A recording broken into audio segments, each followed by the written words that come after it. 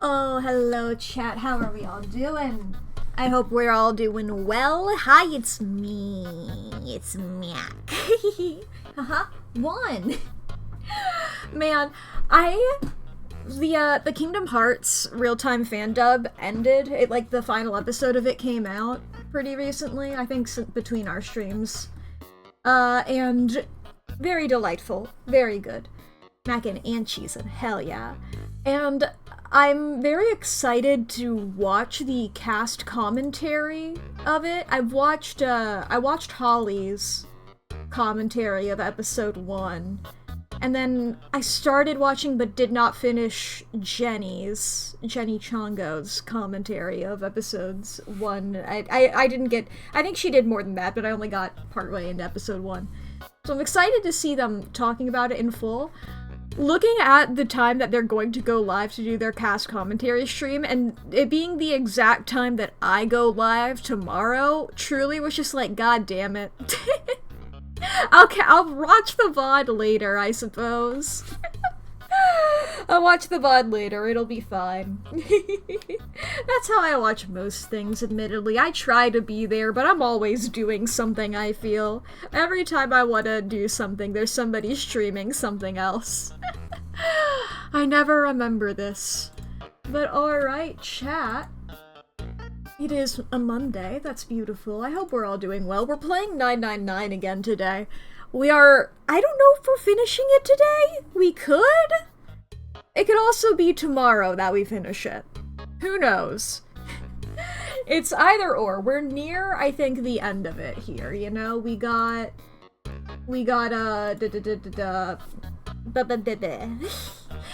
only got a couple of, either the 998 or the 999 stream, exactly. I think this is technically the 7th stream, which is disappointing, you know? It's like, I want games. I do want to get through games that are relatively, I don't want to say fast manner, but you know, I want to get through them a little briskly so I can also play some other games as well. Boy oh boy would it have been funny if this game took 9 streams. But we've got half of the endings, you know? We got some things to figure out. I never looked up if I was right about about what I think the keys mean. I suppose we'll just try it out, and then we'll see if I'm correct. We'll see what happens. But yeah, I'm excited to get into it. Before we do that though, today is the 24th. Let's pull up the birthdays for today. In case you haven't seen this before, I have a big list of birthdays. Mostly fictional characters. I scrolled all the way to December for a second by accident, and I read one of the characters. I was like, that's not today. Your birthday's on Christmas. And I looked over at the month and like, that's why. Alright, chat. We got 3 movies and 1 fictional character of birthdays today. The fictional character is Shogo Taguchi from Corpse Party, which, hell yeah. That weird fucking blonde boy. That weird little guy with the camera. What a strange guy that guy was, you know? He really was strangely plot relevant, how I would describe him. We also have here... Oh, I didn't read out the ones from the weekend. Whatever. For today, we also have Encanto, the movie. Very good movie. Also Tangled. 2 very good movies there. And rounding it out with 3, though I haven't watched it in a long time, I think it still holds up, from what I've heard, is Mrs. Doubtfire. I've not watched that since being a fully thinking person, but you know, I'm pretty sure. I've seen, like, trans people react to it fairly recently, and they've all been cool with it, because he's not pretending to be trans. He's not pretending to be trans, he's just pretending to be an old woman. It'd be funny if he was still pretending to be an old man, you know? It's the same... It's just funny because he's a little guy. Haven't seen it either, but his hello lives in your verbal stems. It is a very good hello. Over the weekend, by the way, we had a lot of birthdays, now that I'm looking at it, that I should read out right now. November 21st, this was this was last Friday, had Phyllis from Animal Crossing for the characters.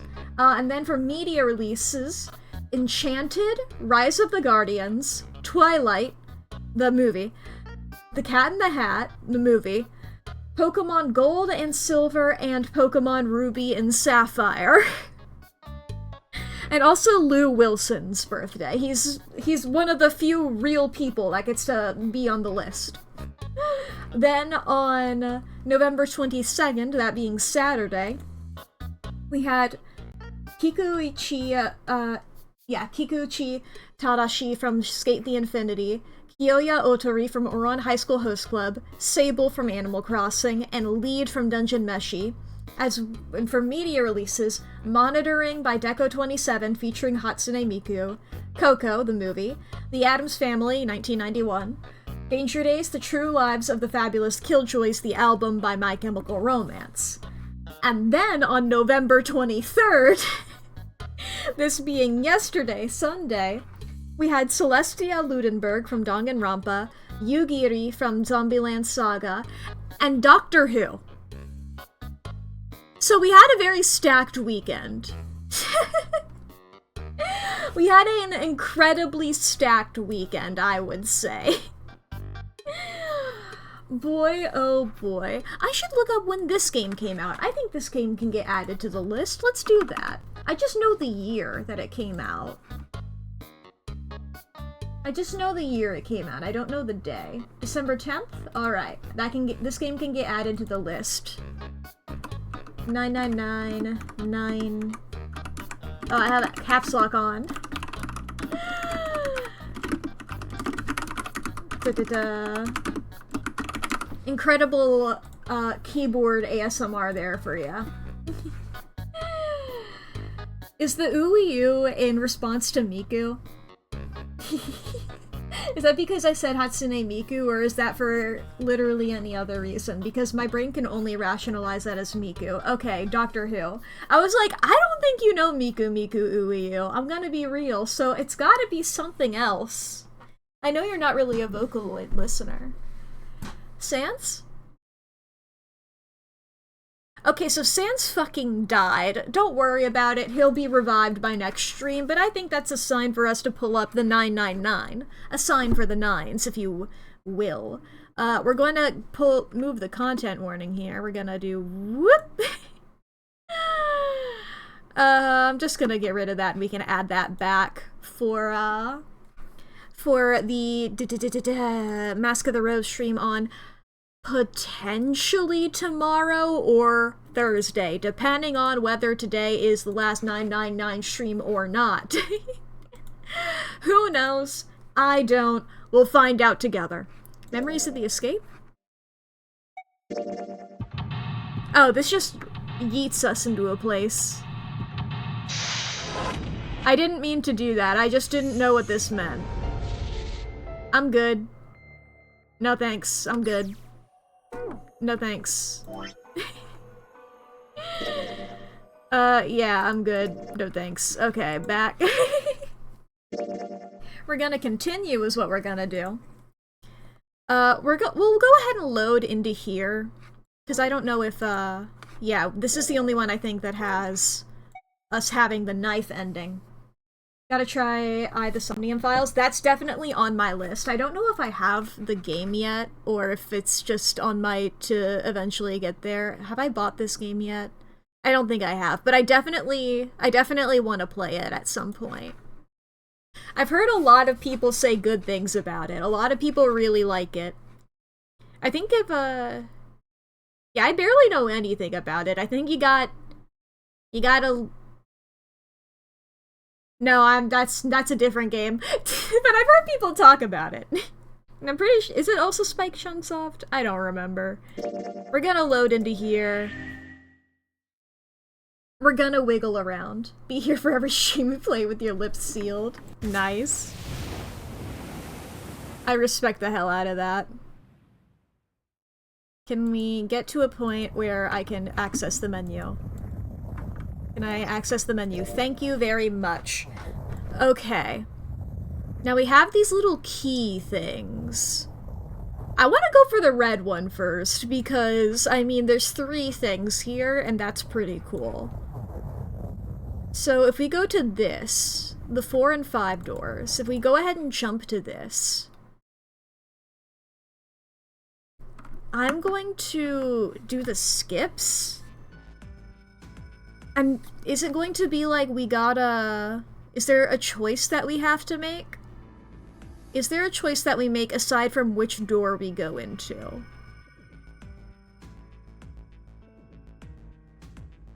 I mean, surely it can't be fucking up the math problem, would it? I feel like that's just a tutorial thing. They don't want me to fuck up the math problem, right?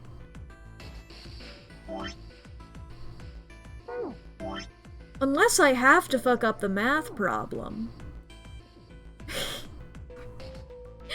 Is that my only choice? Unless I have to go down a specific door. Let's say 4? I did that. And the others are going. And then I go to flow.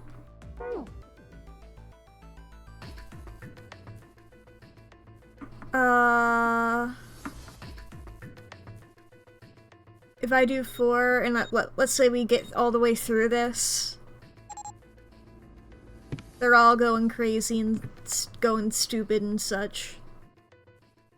There's no other choices, right?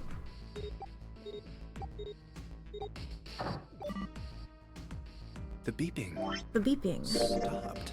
Yeah, I'm still here, technically.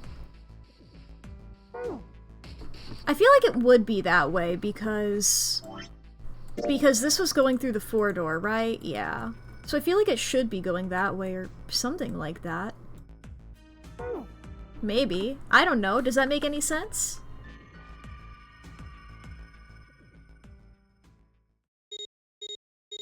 Like, when do we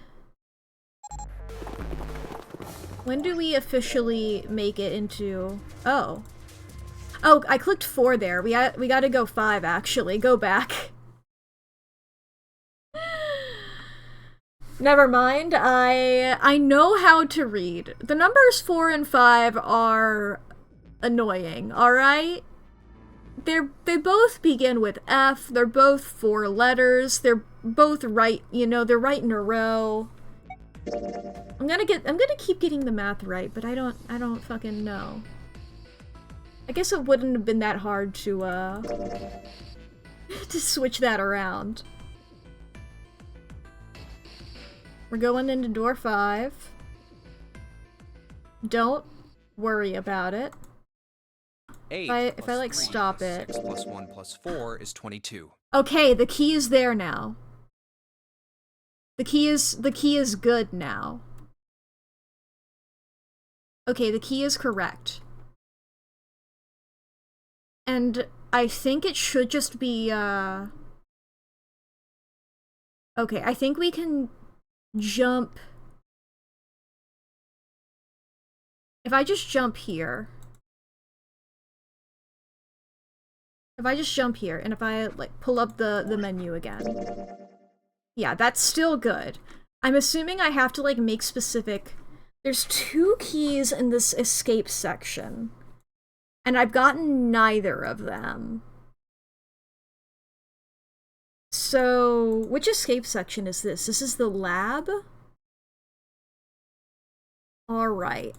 We're gonna... Laboratory and computer locker? Okay.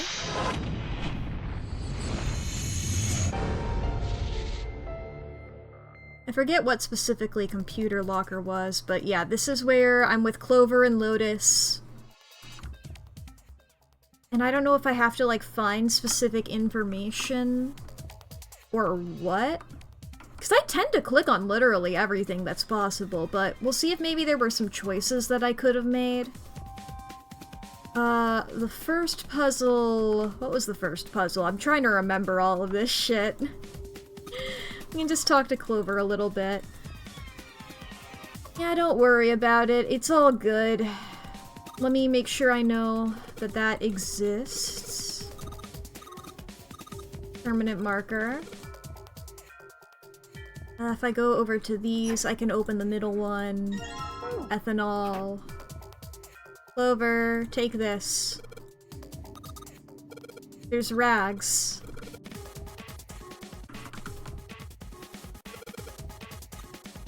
Yeah. Use the thing. There's the little drawing under there. She's gonna write it down and give it to me over here.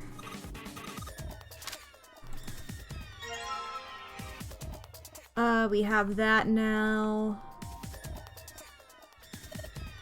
We get the little cord here. Give me the cord, thank you very much. We look over here, it's like, oh, we can't use it. It's a 2-prong and we got a 3-prong.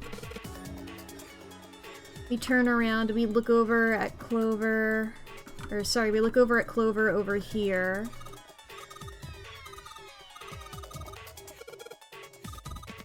Yeah. Yeah, but can you give us the cable, please? She gives us the little, the converter or whatever the fuck they're called. She gives that. We go over here. 2-prong plug. We open our inventory. We combine. We get that. We turn around to here. We plug this in.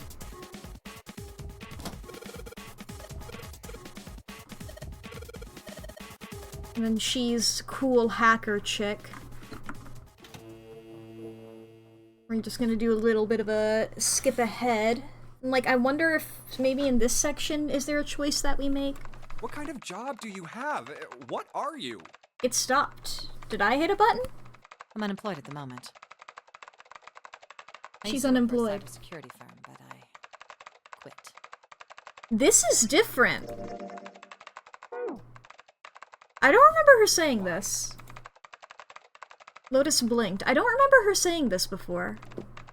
I remember him asking about the job, and then I don't remember her answering. And the game did stop here, so maybe because I did the choice from before this is happening. Since I went down this pathway, I've unlocked this.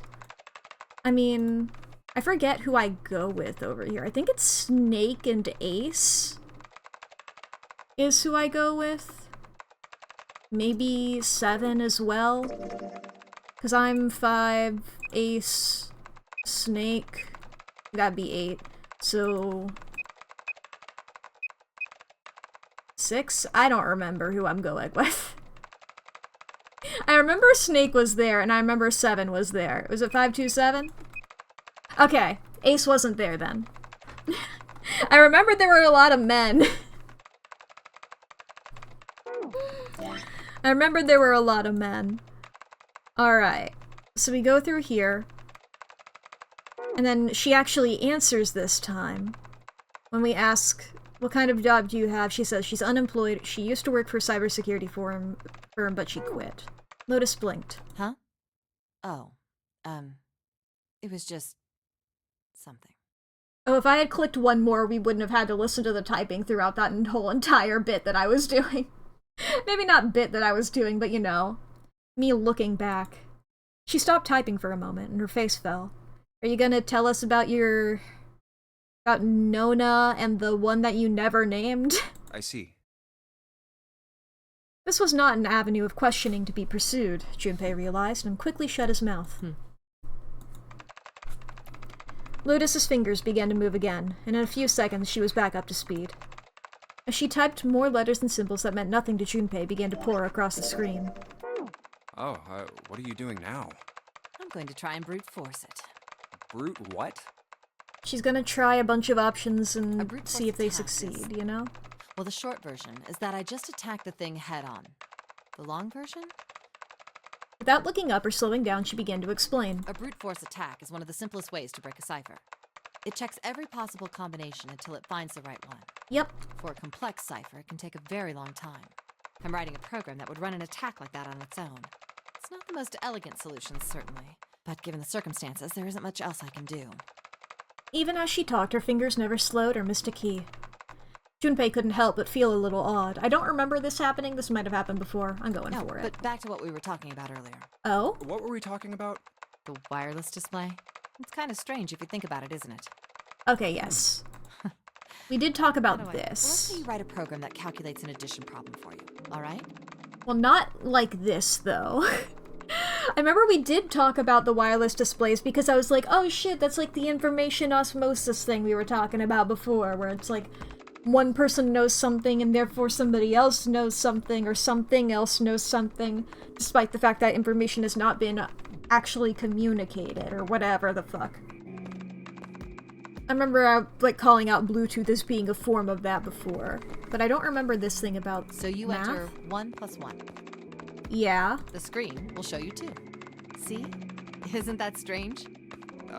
No? Not really. Oh, come on now. Of course a caveman like you would think it was strange. You said so just a minute ago. Hmm? You're just not getting it, are you? Who calculated 1 + 1? The main computer, right? You said it connected to the monitor wirelessly. Well, that's not a... The main computer isn't a who, Junpei. Yeah, but someone who grew up in a cave wouldn't know that, right? They'd probably think that this thing here, the monitor, is doing the calculating. And once they've decided that, they'll start examining this monitor. They might poke the screen or something. Ah, I see the color changes when I press it here. Then they might investigate the hardware on the inside. Oh, I see. So this wire supplies the power. Eventually, they might even cut the wires. I love her impression of caveman. Ah, yes. Just as I expected. When this wire is cut, no results appear. Therefore, it must be this device which does the calculations. Oh. But the truth is that, just like you said, the computer is doing the calculating. This feels like a metaphor.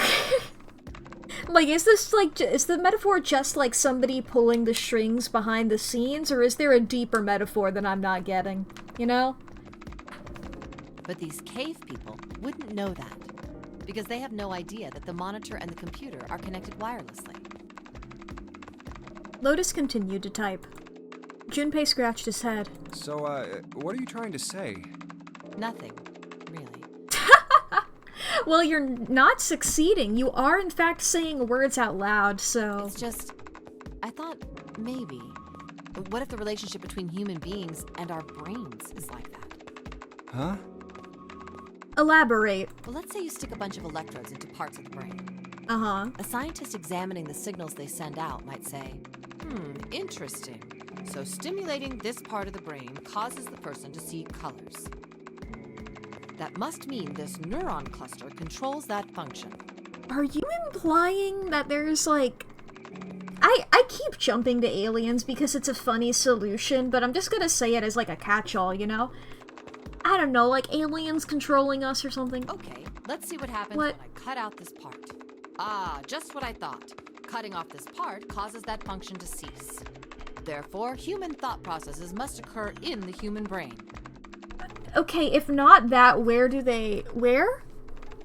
From aliens? From crystals? From rocks? From... I know that you aren't drawing these conclusions, you're just postulating, and you know what? Sure, postulate. That's how sciences work. That's how science is done. What? See? Doesn't it sound the same? Maybe the brain is just an output device, like this monitor. Okay, where's the input device then? Maybe our thought processes actually occur somewhere else, in a main body. Like the fucking Matrix? We just don't know it. We never even think about it. Are you talking about the fucking Matrix? Are we in the Matrix? just like those cave people wouldn't know about wireless communications. We can't imagine that there's some unknown medium that transfers information into our brains, where we experience that information as thoughts. Is this like... Is this like... Are you implying... Is this game implying... Is the story... Did we get, like... I'm gonna just keep saying aliens. It could be, like, a god. Like, that's why we... Like, is this the thing about humans as a whole? Getting information from... What? Why did I do this path first? I'm thrown off my rhythm supremely, and I am trying to understand literally anything. Okay. Some unknown medium that transfers information into our brains where we experience that information as thoughts. Dude, it's just got... This woman took both the red and blue pills plus some others. I do not blame her for any of this. She's just throwing out shit at the wall. This would be some shit that I would say, honestly, of just being like what about this, you know? Because I like to be a contrarian sometimes. I wouldn't say it in this environment. I would say it, like, to piss off a scientist. Or something like that, as a joyful ribbing, or genuine curiosity. Which I think she is coming at this with either genuine curiosity or just, like, saying shit to say shit. Unlike June, who every time I talk to her, she's like, oh, actually, the Pharaoh's curse is real. You know? Zodiac signs are real, and we all have to repent. You know, it's a lot. The context of her being a character that somebody had to write in a story, you know? And it, like, things being foreshadowing, me looking at any piece of dialogue and knowing that Chekhov is handing a bullet to put in there. You know, I'm like, what does this mean for the game, for the story? What does this mean in the context of the fact that this is a game that I am playing and this is a story somebody wrote and they included this scene in here? Why are the curtains blue? Why are the curtains telling me that we live in the Matrix? Or that aliens are saying that, like, we're getting mind controlled. Or there's, like, some hive mind or some higher being or whatever somewhere that's giving us information. That we are, like, drones of a bee. I just gotta keep this conversation going. I can't sit here and think about it. Junpei didn't say anything. Not so much because he had no retort. Mods kill that man.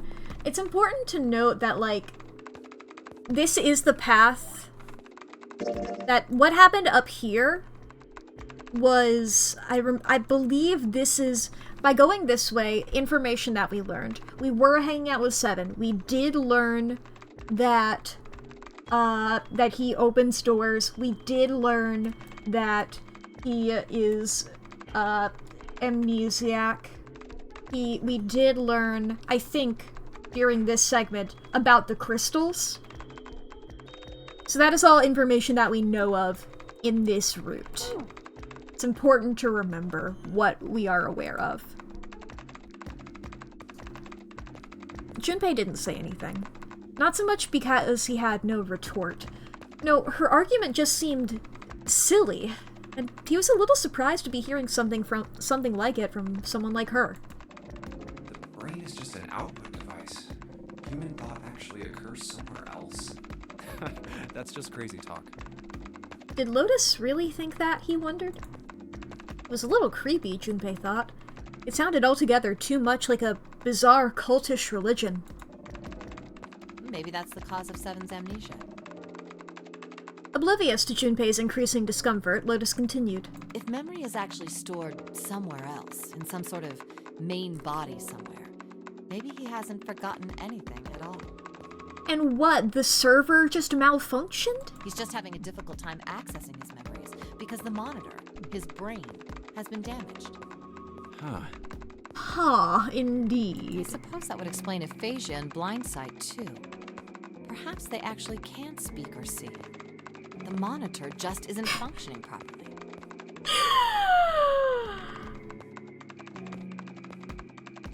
You know, I know that I kept saying, I bet Snake isn't really blind. It's crazy to say it like this, you know? This is certainly a way of going about it. I guess people with prosopagnosia could be suffering from the same thing. Wait a minute. What? He knew what aphasia was from watching medical dramas on TV, and blindsight was easy enough to guess, but he'd never heard the word prosopagnosia before. What? You've never heard of prosopagnosia? Look at this fucking idiot. He's never heard of prosopagnosia. I have heard the word before, but I do forget what it means, so I'm glad that they are elaborating. I've definitely heard it before. And also, her head is turned, and I find that really funny. Lotus spun around in her chair to look at him. Junpei just shrugged and shook his head. No. What is it? Well, put simply, it means a condition where the mind can't distinguish between... Yeah, okay, that's the fancy term for it. Okay. Cool. So, the fact that we have stopped to elaborate on this point...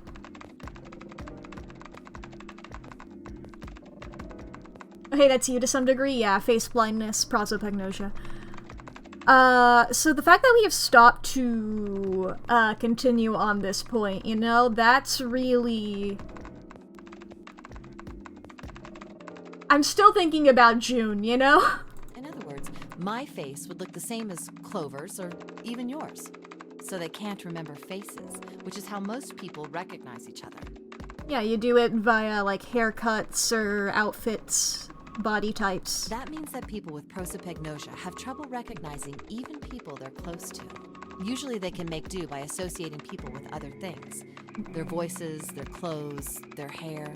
Voices, yeah, I forgot that one. Does that mean other people's faces look like blanks? No? What? No. No, I don't think so. What?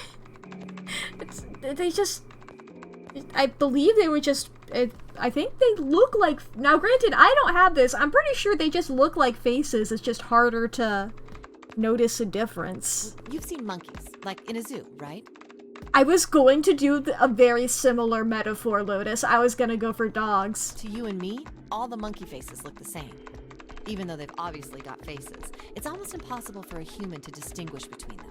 The zoo staff that works with them would learn to identify different monkeys eventually. But you or I couldn't, unless one had a scar or something else to set it apart. Yeah, I was gonna say this exact same metaphor, but be like, you know, when, like, there's, like, two different golden retrievers, and you look at them both and you're like, that's a golden retriever, and unless you know them both, you're not gonna be able to distinguish between them necessarily. Well, that's how people would be to someone with prosopagnosia. Exactly.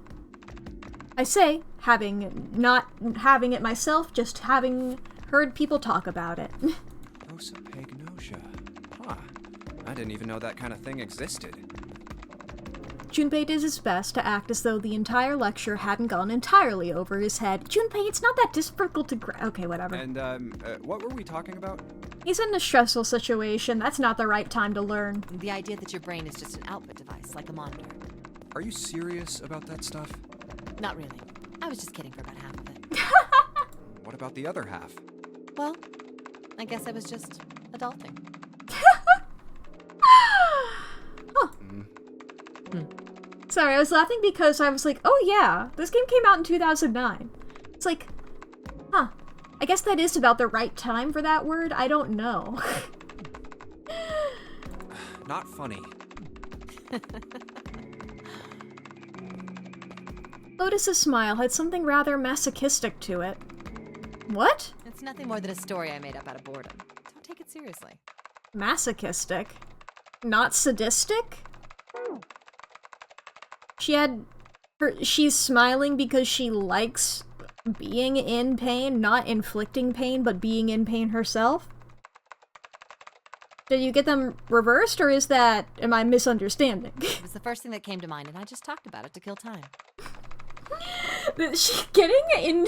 Reading about conspiracy theories as a form of masochism is actually really funny, and it is what I will think every time I watch a Minuteman video from now on. But looks like I don't need to talk anymore. Why? I don't have to kill time any longer. As she spoke, Lotus raised her right arm high and brought it down on the enter key. Oh, then you finished that brute whatever thing? Brute force, dude. That's a term in other things. Yeah, I certainly did. And let's see what we got. Chunks of text flickered on and off in quick succession, and then a line of numbers appeared, blinked, and disappeared. The screen cleared, and all that was left was the word, accepted. Piece of cake.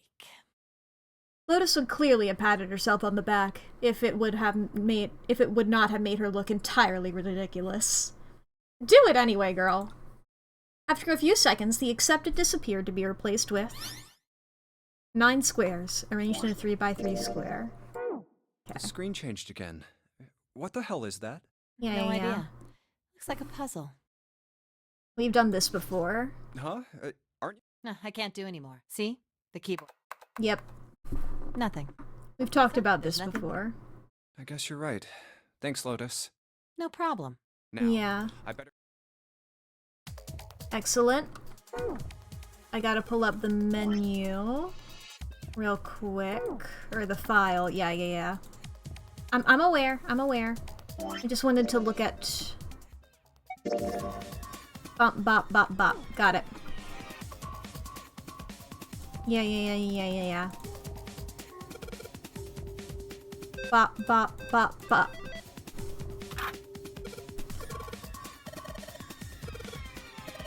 Unlocking. Great. It's this. Yoink. Get ourselves some keys. Gotta click on the keys themselves. Nice. Just at that moment he heard a voice behind him. It was Clover. Hey, Junpei, do you have a minute? I don't remember if this happened or not, so I'll go for it. He put the puzzle aside for the moment and walked over to Clover. What's up? I wanted to ask you something. Hmm? Junpei, you went into door 5 with my brother, right? Yes, this is definitely new. This is for sure new. And there is a key there. I don't know if that's from the Clover interaction or from the Lotus interaction. But this is definitely for sure something different. Did you hear him say, like, anything weird? Clover? Everything your brother said was incredibly weird all the time. Huh? Why is she asking me this? Junpei wondered. The more he thought about it, however, the more it made sense. Snake had been gone for a long time. Clover was quite attached to her brother. Of course, she would have been worried about him. Well, let me think. He thought back to when he'd gone through door 5, hoping he might remember something. Even a small something that would help her. However... Sorry, Clover. I can't really think of anything. I mean, he did mention that his hearing exceeds that of a regular person, or something like that, but that was incredibly weird. that's about it. Okay. Clover's words were barely audible. She nodded vaguely to Junpei and turned to walk away. Hey, wait a minute. Hmm? Look, I don't know if I should ask you things, but if you don't mind, I was hoping you could tell me if, is Snake, was he born... You're talking about his eyes? Yeah.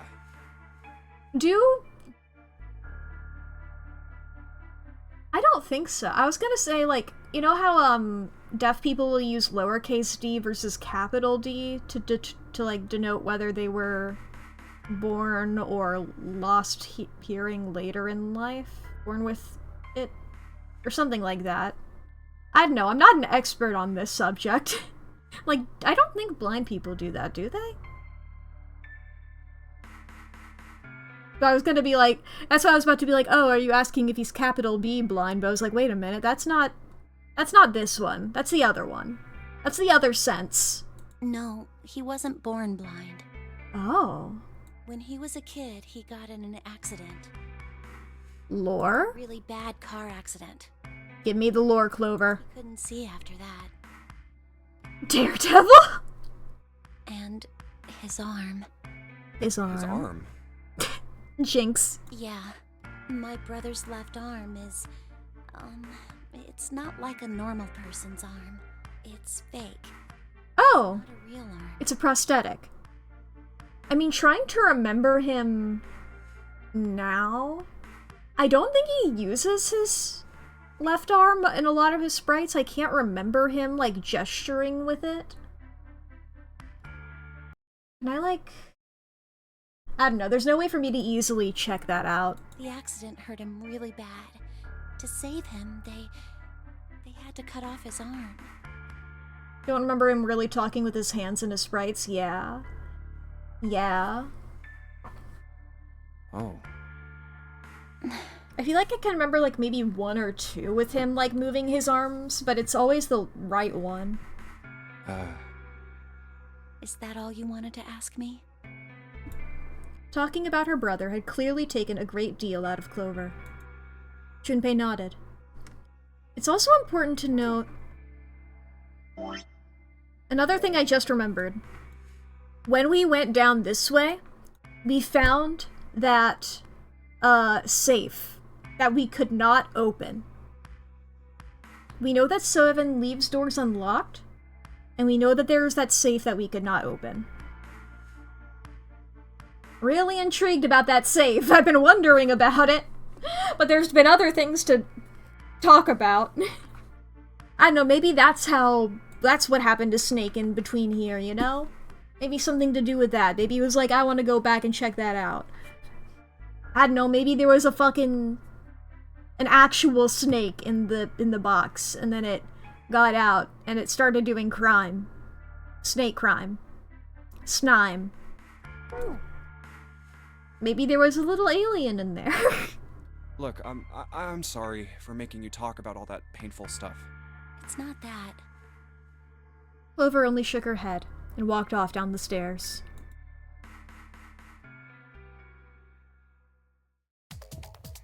Okay. Hehe. Ba-ba-ba. Aha! That's both of them! Okay, we got it. We fucking got it, alright. Let's go ahead and jump ahead then. Should we? I feel like we should jump ahead. Let's go to the engine room.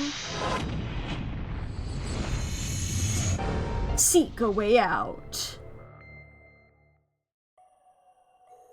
Yeah, here we are in the engine room. We went through this fairly recently, so hopefully I should remember, even though this one was a bit more complicated. I believe what we gotta do is go up these stairs here. No, it's the other set of stairs. My bad. These stairs. Hi, Santa.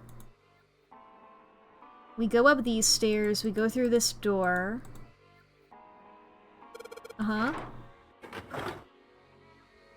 Who are we also with? Is it Ace here, or is it... Yes, it's Ace.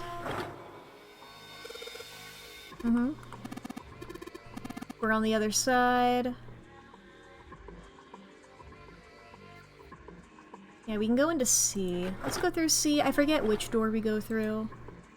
Ah, it's gotta be the other one then. Gotta go through B. We go here. We crank. It breaks. Great job, genius. You broke it. I like Santa. I like any emo character. I have a predisposition toward them. Yeah, I put the wheel in, and if the wheel fits, turn it. Yep. Thanks, bud. Turn the wheel. Make it go down. I'm going down, down, and another year round. Sugar, we're going down, turning wheels. Oh? I believe the box has reached the floor. Okay. Yeah. He stuck his head out over the side of the catwalk and looked down. I'm gonna breeze through the puzzles, but I'll stop for any of these. But I feel like this is probably She was down normal. over by there. It's like I'm paying attention.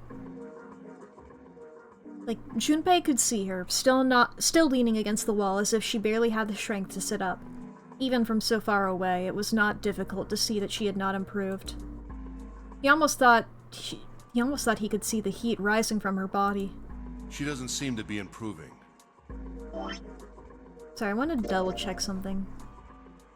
Yes, this is the route. Yes, sorry. For some reason I thought that I thought we had a different makeup of people when we found the 9 door. This is the route where we find the 9 door. But yes, I was like, because submarine, axe, knife, this is the route where we find that. Ace's expression was inscrutable, but he'd said what they'd all been thinking. Well, of course not. She's not gonna just get better right away, you know? It'll take time. He tried desperately to convince himself that what he said was What true. could be causing this, I wonder? Illness, perhaps? Nah, it's gotta be exhaustion. Santa's response was confident and certain. She gets dropped into some weird-ass ship, forced to play some messed-up game. If you think about it, it's a lot weirder that we aren't freaking out just like her, you know? I think all this So you're dialogue's the saying same. we're abnormal? Yeah, we're just running around this room, solving all these puzzles like it's just business as usual. I'm solving it like it's really Who fun. the hell could you call that? We're just guinea pigs. Santa snorted in disgust. Guinea pig? You mean like a lab rat? You mean we're being used for some sort of experiment? I mean, that could be Is it. that what you're saying? I wouldn't be surprised if that was the answer. It just seems like an odd thing, you know? I feel like there'd be a lot of weird justifications for Dunno. it. But it does seem like a possibility, you know? It feels too obvious, you know? Knowing what we know from the other ending with, Seven talking about the shit. Seven talking about the pharmaceutical company. So I was like, when we go this way, it's Clover and Seven. When we go this way, it's Santa, Ace, and June.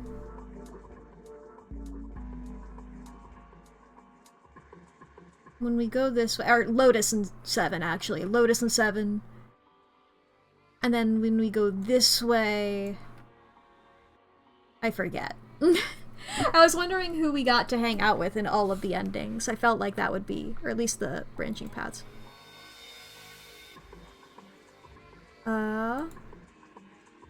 Interesting. They stood there for a few more minutes, no one speaking until Santa turned and walked away from the winch. Junpei and Ace followed him.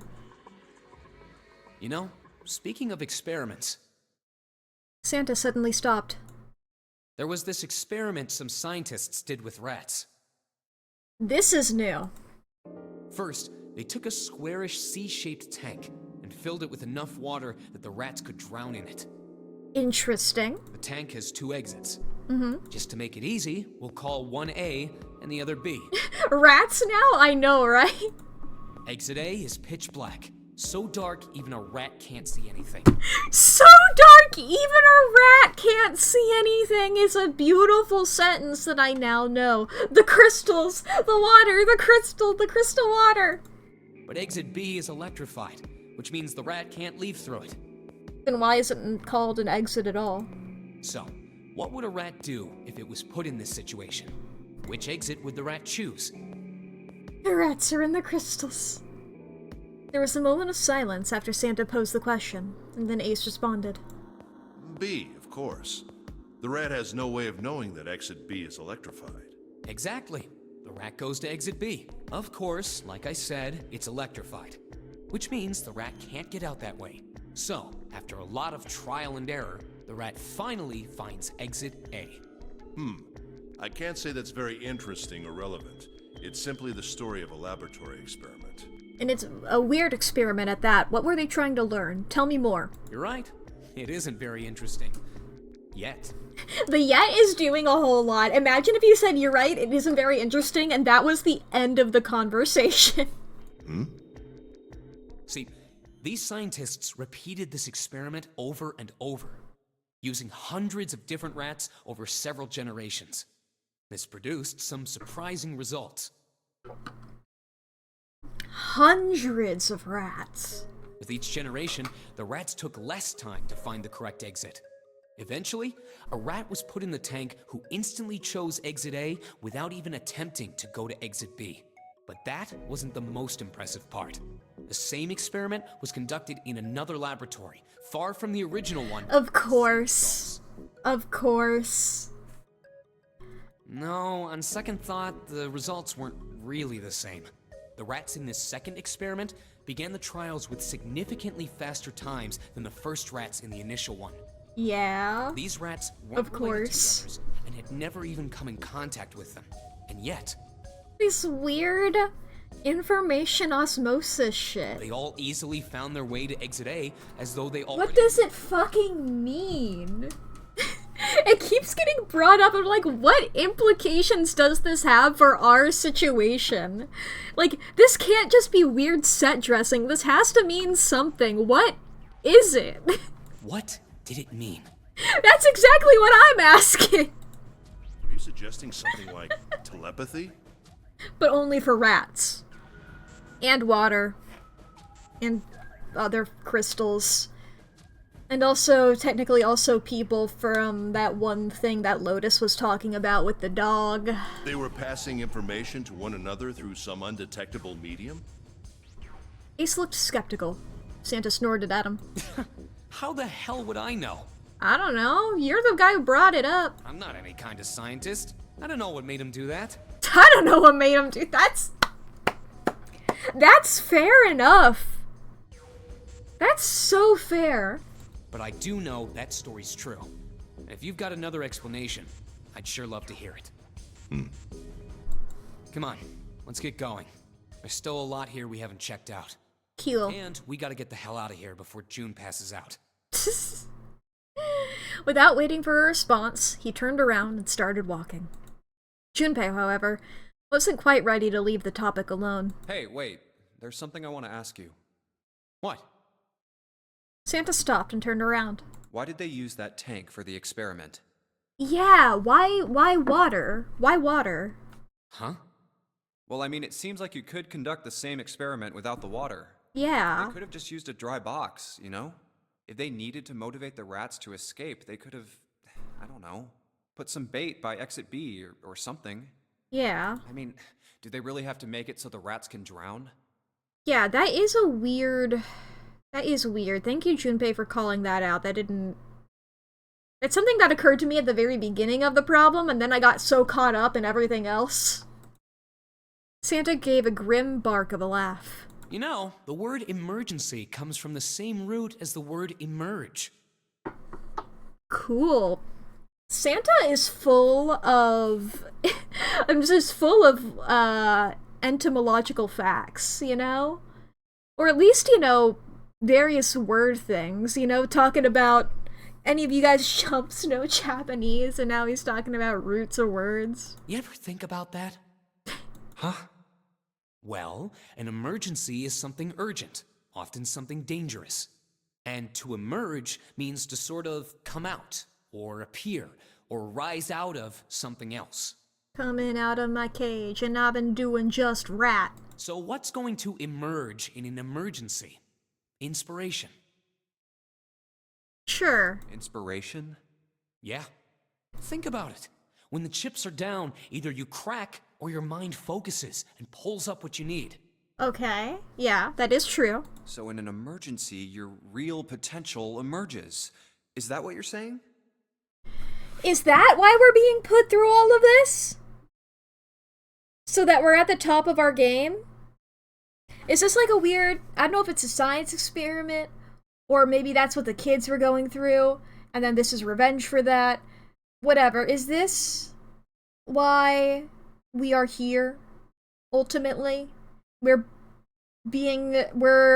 in this ship that is allegedly going to get filled with water, submerge or sink or whatever the fuck. You know, it's gonna get fucked up in a certain time limit, and then we have to solve a lot of puzzles. That's what you're getting at here, is that, like, this is all testing out how adrenaline works, I guess? You're like, okay, you're being put into a bad situation. See how good you are at solving a puzzle. Yeah. Yeah? That's why the rats had to drown.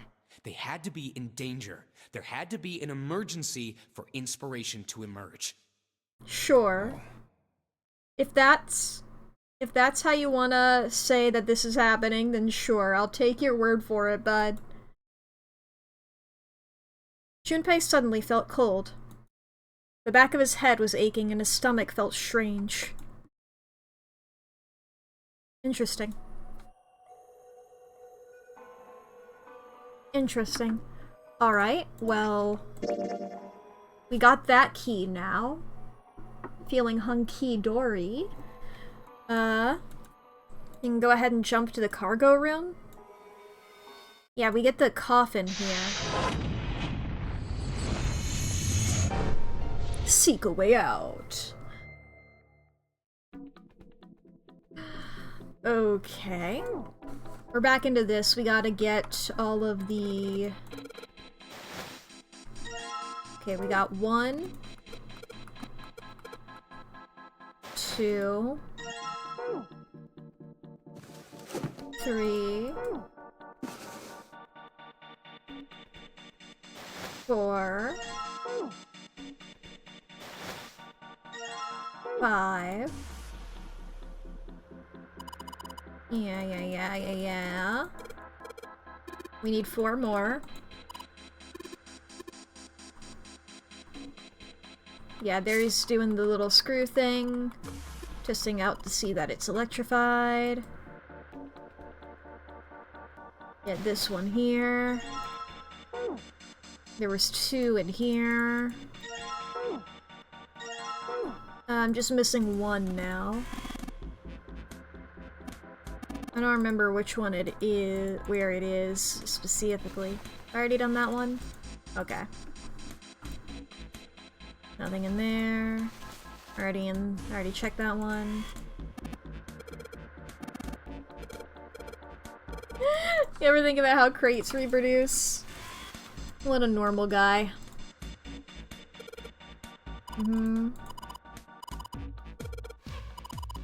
Yeah. Big crates.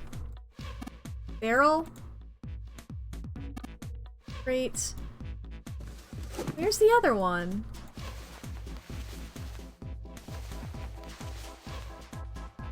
I only got 8 of them, don't I? Yeah, where's the... Who am I missing? Who am I missing so I can yell at them?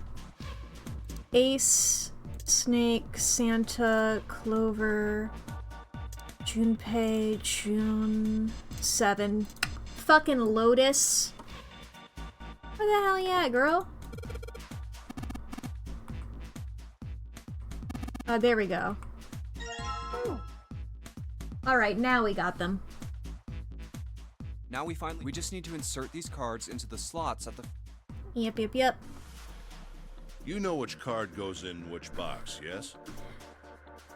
Believe me, Ace, I for sure do. But I will answer... Give me some time to answer your question, bud, because we are about to have 3 minutes of ads chat. If you need to go to the bathroom or grab a snack or get something to drink, now is going to be the perfect time to do so. If you also need to, this is your hourly reminder, your self-care check-in. Please fix your posture. Fix your posture, take your meds, save your files, do some stretches, feed your pets, fucking charge your devices, whatever you need to do. Please take care of yourself. Do it! Do it. I hope if I... Let me check something. I've clicked off the game. Da-da-da. Yeah. Okay. I'm pulling up, I have it muted over here. I'm pulling up some of my old streams. I'm gonna, like, just glance through some of... Where's Snake? Yeah, he doesn't really move his arm too much. I don't know if I could, like, zoom in and be able to tell, but the sprites I'm seeing, he's not moving it. That's what I thought. I would look up all of his sprites, but, you know, I still think he's evil, so... There's a part of me in the back of my mind that's like, he could still be evil, you know? Him, you know, he's not June level of suspicious, but, you know. I think it's mostly because, he's decreased in the level of suspicion, but I think that's mostly because he doesn't appear in the later acts of the game. You know? He's not showing up to be weird for me to immediately just go, dude, what the hell? So I'm just relying on my previous suspicions. Swear to God, if June isn't evil, she's just like this, yeah. So it's like, I'm not gonna look up anybody's full sprites because I feel like maybe there'll be some that I haven't seen yet because they're being evil in them. You know? So I can't look at all of them, but from my brief glimpses... Like, I'm not looking up June or Snake or Ace's sprites. I don't think Junpei has any for me to look up. I would probably look up Seven's, but, like, I don't think he's evil, but not... There might be, like, some other weird stuff for Seven because we know of his amnesia and him being a cop. I guess we don't know that in this playthrough. But, you know. I'm so intrigued. Especially by, like, how are we going to get the true ending? Assuming that there is a 6 ending, and assuming that the 6 ending is the true ending. I keep saying all of this being like, there is a possibility that there isn't one. I don't know, I never looked it up. Or maybe I did. I think I looked it up. Did I look it up? Or maybe I thought about looking it up. I don't know. I don't know how many endings there are. There's either 5 or 6. I think there's 6, and I'm suddenly doubting everything I've ever done. Whatever, the ads are over, let's keep talking. Yeah, of course I do. Uh-huh. Just match our numbers, then you pop the correspondence. So for instance, the card with the picture... Oh, Huh? Yeah. Junpei thought he might have imagined it, but he could have sworn Ace stiffened. I remember him doing this weird shit before. Are we gonna get more info? Just then, Junpei heard a noise. He spun around just in time to see June collapse in front of the fence. Hey! Wait a minute, and we learned about the rats, and there's an electrified fence. and there's water below us. Wait a minute. June, are you okay? She did not respond. Junpei spun back around to face Ace. I'm sorry, I gotta go check on her. You finished the box thing, alright? Put the cards in the boxes. I'm counting on you. He shoved the cards into Ace's hand. Is Ace face blind? Is Ace face blind? Is that why? Is that why he's like, oh, you're figuring this out immediately? What? Is that what the justification for that? My guy. I understand you have a disability. I don't know if it's classified as a disability in technical terms, but whatever. It's a disability here. I understand that. And I'm not gonna make fun of you for it. My guy, these are all anime bitches who have incredibly different designs, you know? I think you know who Clover is. She has bright-ass pink hair and the biggest pigtails you've ever seen. Junpei is wearing the stupidest outfit. You know? Ace, I feel like... I don't know if... You know what? No, I won't make that assumption. I was gonna say, I feel like you probably know what you look like, but actually, you know what? No, I don't know that. I don't want to make that assumption on you. Literally, the hack to living with this is having people with recognizable hair like these anime bitches. Exactly! I need to re-dye my hair so Lee knows who I am again. But, you know? We got it, like, fucking... 7 is so fucking huge. There's no way you're gonna confuse any of the women. Santa has white hair. You're all wearing the same outfits as in your images, you know? It's not that big of a stretch, unless you're just bad with names, in which case, fucking mood, but like, I think you can get it at this point.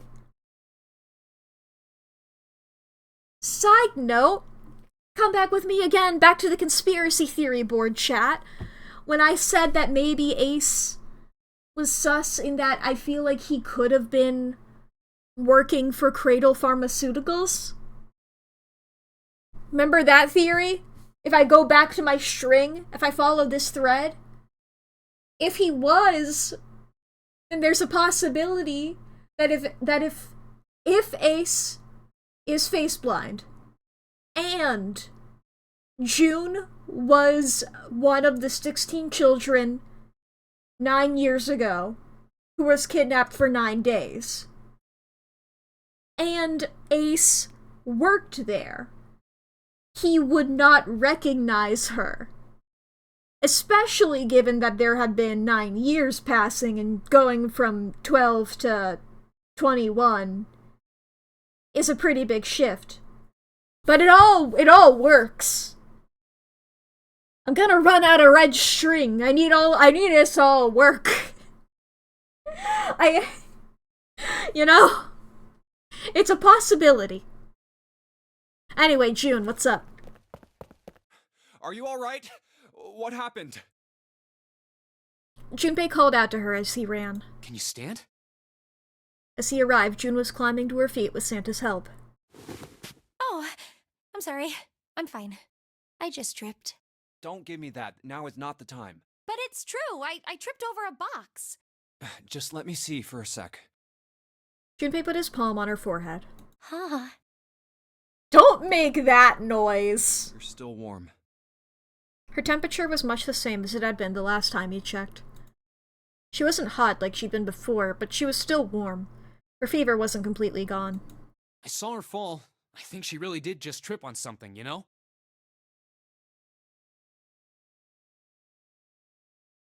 There's no reason for you to... I don't know. I just... Because I don't trust June, it's rubbing off on you as well, you know? There's no reason for Zero to have a weird collapsing thing that you're trying to cover for, I don't think.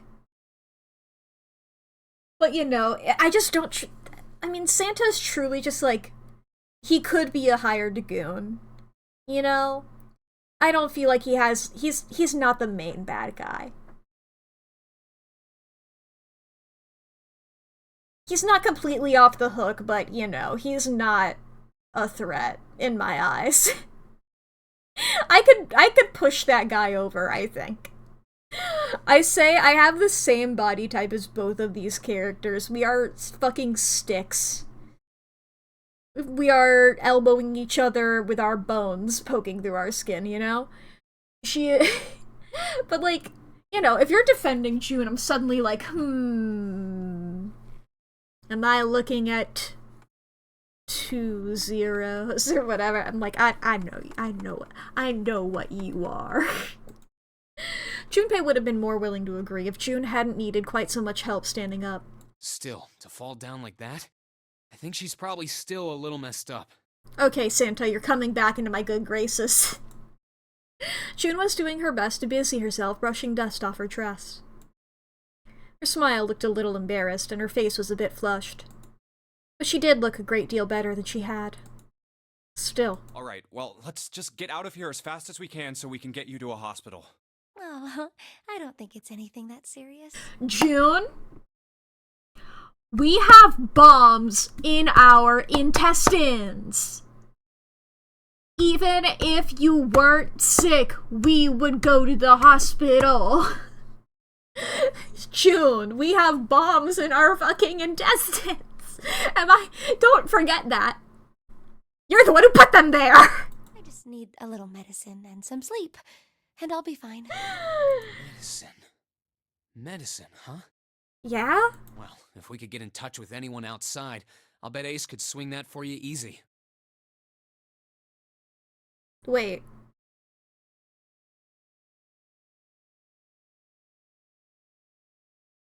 Elaborate. I'm going back to my conspiracy board. Elaborate, please. What do you mean Ace has connections with medicine? What do you mean? Tell me about it. Where did you learn this? Were they paired up at any point before this? What? They weren't. Were they? Oh no, wait, during this, maybe they were during that. Okay, yeah. No, wait, because Ace was passed out during that. Wait. I was already caught up in the hype of like, oh shit, Ace might actually be connected to Cradle Pharmaceuticals. Wait, how did you know that? Because you guys barely got to talk to each other up here. You guys got enough to know that, that Seven has amnesia is pretty much all y'all learned here. Like, Snake told us that he was blind during all this shit, you know, like when we'd already met up. So you guys didn't have a great conversation starters. We go through here, we're hanging out with Snake and Ace. Right? 1, 2, 5?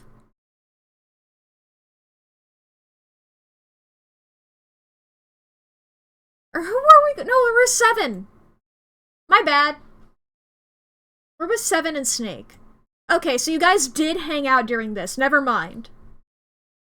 Why am I getting Ace and Snake or Ace and 7 confused all of a sudden? You know what? I keep getting Clover and Lotus confused, so might as well have equality and get the boys confused too. All right. So you guys talked about this during this segment, I assume? Unless you are actually working with Zero. I say intentionally not saying you are Zero and saying working with Zero. Is that how you guys both are wearing black accents? I don't fucking know. Huh? Don't you know? He's the president of a pharmaceutical company. 1 second. Holy shit, wait, sorry, those words processed for me. I was off on a different thing. President of Cradle Pharma? I guess you don't know Cradle yet. But there's already been one established company. It's gonna be that company. That's how stories work. Okay. I'll think about that later. Are these two the only characters who have their bracelets outside of their clothing? Does everybody else have their bracelet, like, on their actual arm itself, and then these guys both have a layer between their bracelet and their... Does anybody else have that?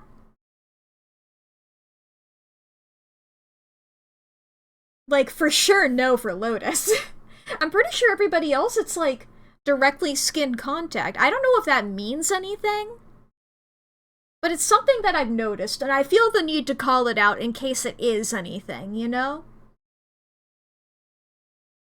Really, that revelation feels like a whole lot less. I really was going to stop, and then he said president, and okay, back to that.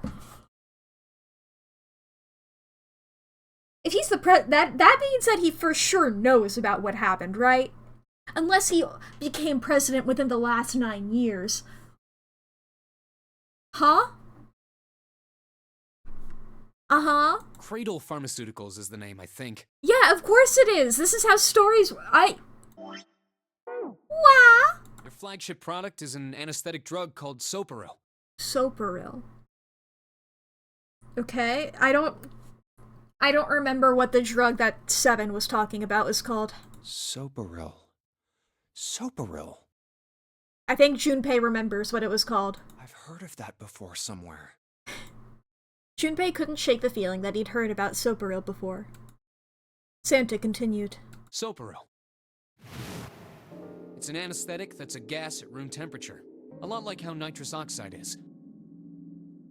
Who's? Yes, this is what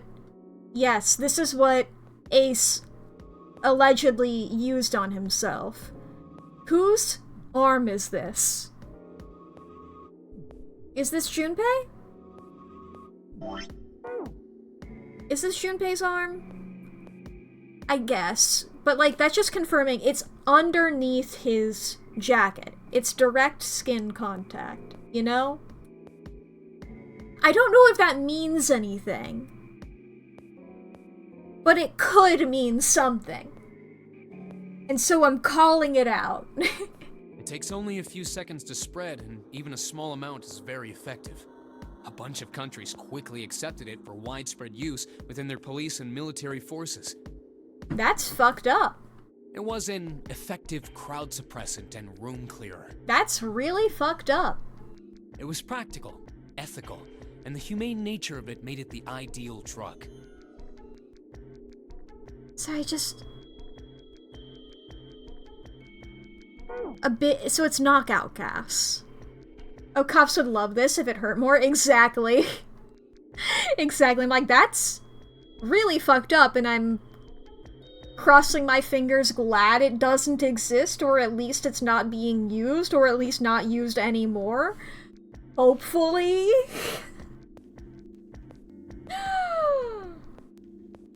One second. I'm so on this fucking... I remember finding an image, a promotional image of the characters before. I need to look at their fucking arms. I was right. I'm pretty sure.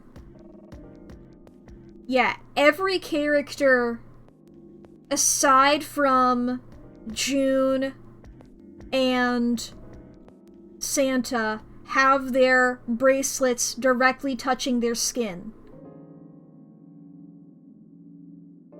Everybody else, and also this is Ace's hand, everybody else, yeah, there's a layer between Santa and June and their bracelet. Everybody else isn't like that. I don't know if that means anything. And I only noticed this because I called them both out for having black accent colors. Like they could swap them easier, those motherfuckers. I was thinking that, or like, because bomb, there's a bomb within us, and then the bracelets are allegedly the thing that makes the bomb go off. You know, I don't know if it needs to have, like, a direct conductive current or whatever, you know? And the clothes maybe delay that, or stop it. I'm not sure. I'm not sure. It's been around for about 6 years. They developed it from the extracts of several different roots. It became popular almost as soon as it was made public, with many governments placing large orders. Yeah, but like with this happening here, it feels too obvious for Zero to be Ace, right? I think this goes into my theory pretty well of like Zero, Ace not being Zero but still being strange or connected to it. Ace being the president of Cradle Pharmaceuticals ties him in perfectly to it.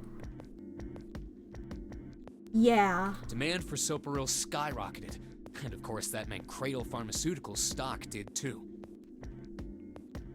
Why do you know all of this?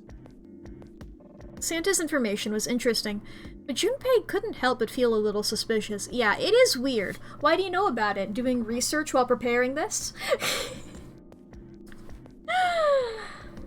Oh boy. Interesting. Interesting. Santa's reply was blunt and simple. I heard it from the old man himself. From Ace? When?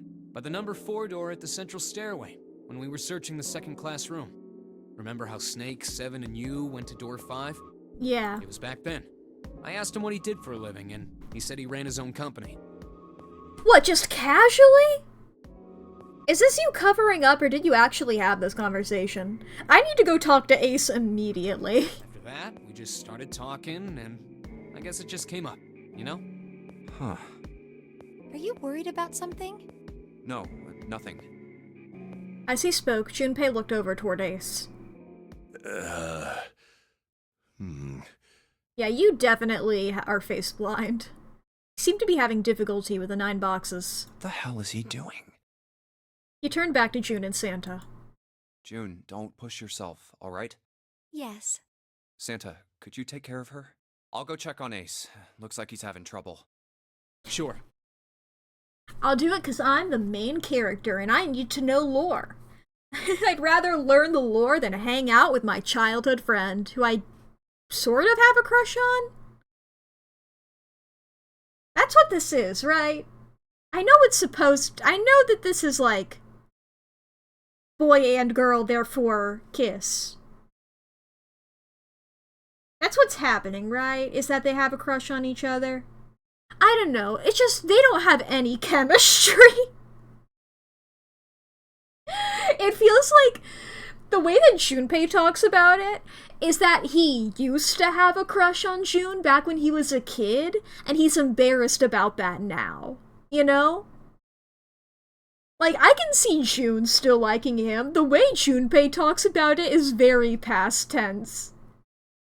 I get that that's probably like, you know, denying to himself that he's feeling things or something like that. He's not been like, oh man, I can't let her know I have a crush on her or some shit like that, you know? I just like, it feels like it's very past tense for him, maybe some lingering feelings. Just mostly feeling awkward. I don't know. It's really funny if it's one-sided. Ace's back was to him as Junpei approached. The older man turned around to look at him. His face was pale and covered in sweat. What happened? Nothing. My vision has gotten rather blurry, I think, because of fatigue. I can't see very well at the moment. What can't you see well? These pictures. Ace held the cards out to Junpei, splayed out in the shape of a fan. I don't care to admit it, but I may be developing presbyopia. Growing old is a difficult thing. I don't know that term. He made the best attempt he could at a self-deprecating smile, but his face was flushed and his lips were pale and drawn. Presbyopia. At any rate, I'll leave the rest to you. I'm feeling awfully tired, so if you don't mind, I'd like to rest for a bit. He shoved the cards into Junpei's hands and walked away quickly. Junpei looked at him quizzically. How could simply looking at cards have tired him out? Junpei looked down at the cards in his hands. All of the pictures were quite clear, and each person was recognizable. Was Ace's vision truly so bad? But if it wasn't, what had made him so uncomfortable? That was when Junpei remembered what he'd heard from Lotus much earlier. There we go. I'm glad that he put the pieces together. If he didn't, I would scream. Prosopagnosia. I love the echoing effect on all of this shit. Well, put simply, it means a condition where the mind can't distinguish between human faces. In other words, my face would look the same as Clover's or even yours. So they can't remember face. That means that people with Maybe he's got prosopagnosia? Junpei took another look at Ace. It's such a wretched echo. And also, just once again, look at these people. We all look incredibly different. I can see maybe getting a couple of the men confused. My guy, if you cannot identify Clover from these images, you have a problem. You have a problem even worse. Maybe he's also colorblind. I think that would also fuck it up more. Who knows? He sat at the base of the stairs, looking quite depressed. Huh. Well, he looks depressed enough to have it. What? If he really did have prosopagnosia, there was no doubt it was a depressing and painful experience. Hey Lee, can I get a verdict? I know you have like a mild form of it, but can I get a verdict? Would you describe Oh, how many zeros is that? 100,000% accurate. Beautiful. Thank you. Still, Junpei didn't feel like patting him on the shoulder and telling him everything would be alright would help all that much. You're supposed to, like, commiserating my guy and being like, hey, I'm sorry about that. And also, hey, just to check, have you heard this term before? It might help you to know that there's other people with your lived experience. If you have, great. Sorry for bringing it up, but hey, I'm here for you. I don't fucking know, man. We're gonna sink. There's no point to learn because you didn't understand the point of us was they were the same people, right? Yeah! I forgot about that. I forgot about watching Us with you, the Jordan Peele movie. That's when I learned? Ah, was it? I feel like I just remember knowing that about you. I forgot exactly how I learned it. That's beautiful. Truly delightful. Truly all it means is that I lean over to you sometimes and be like, that's a famous actor, by the way. You know him from this other thing. And you're like, ah, cool.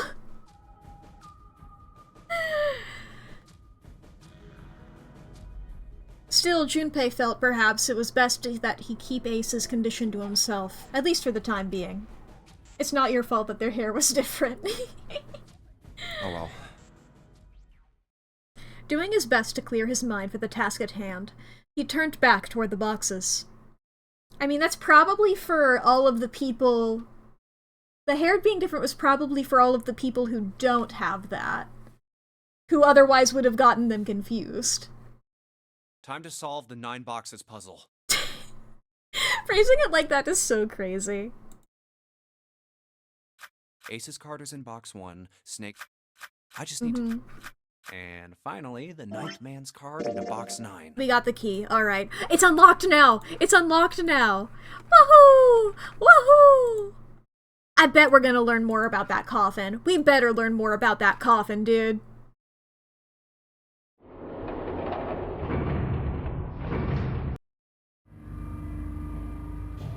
We go down here. We find the 9th door, yeah?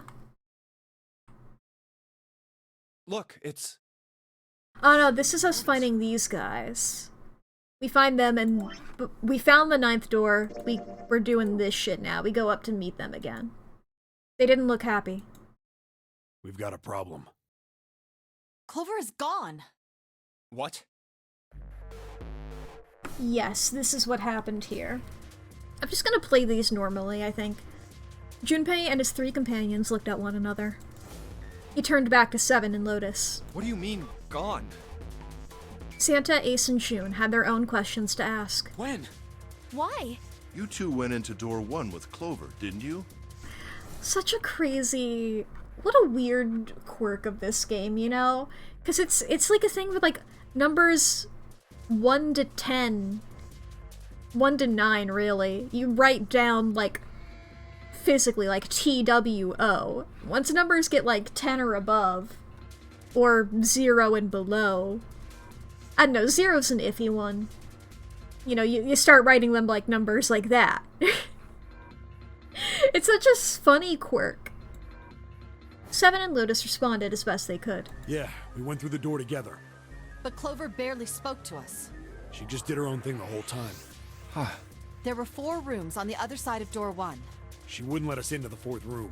She just said, I'll That's take the care of room this one. with the dead body And shut the door. of the alleged Zero, the old man. She must have blocked it with something on the other side. We waited for a while, but Clover didn't come out. We called for her, but she didn't answer. So I kicked down the door and we went into the room. But It was empty. Clover wasn't there. There was a door on the other wall. And it was open.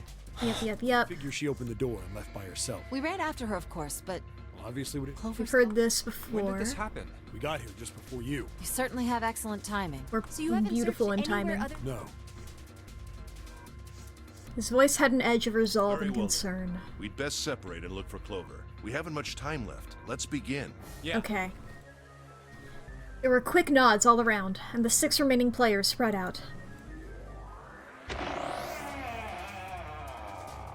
Junpei and June ran to the large hospital room together.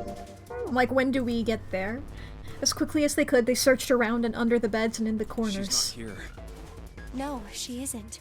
Alright, just in case, we should go take a look in the shower room. Shower room? That's where her brother is. She might have gone to see him. June bit her lip. She knew, as Junpei did, that there was only one thing to see in the shower room, and it wasn't pleasant. Well, we might as well check, right? Let's go. Yeah, I don't remember this happening last time, but here we go. There was a screwdriver stuck between the door and the frame. Good. We can still get in. We should thank Seven later. Junpei and June slipped through the door and moved down the hallway, and stepped into the shower room.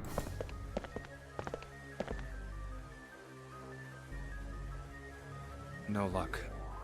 Yeah, I don't think she's here. June's voice was faint, and she placed her hands over her mouth. Her face looked a little green. The smell is horrible.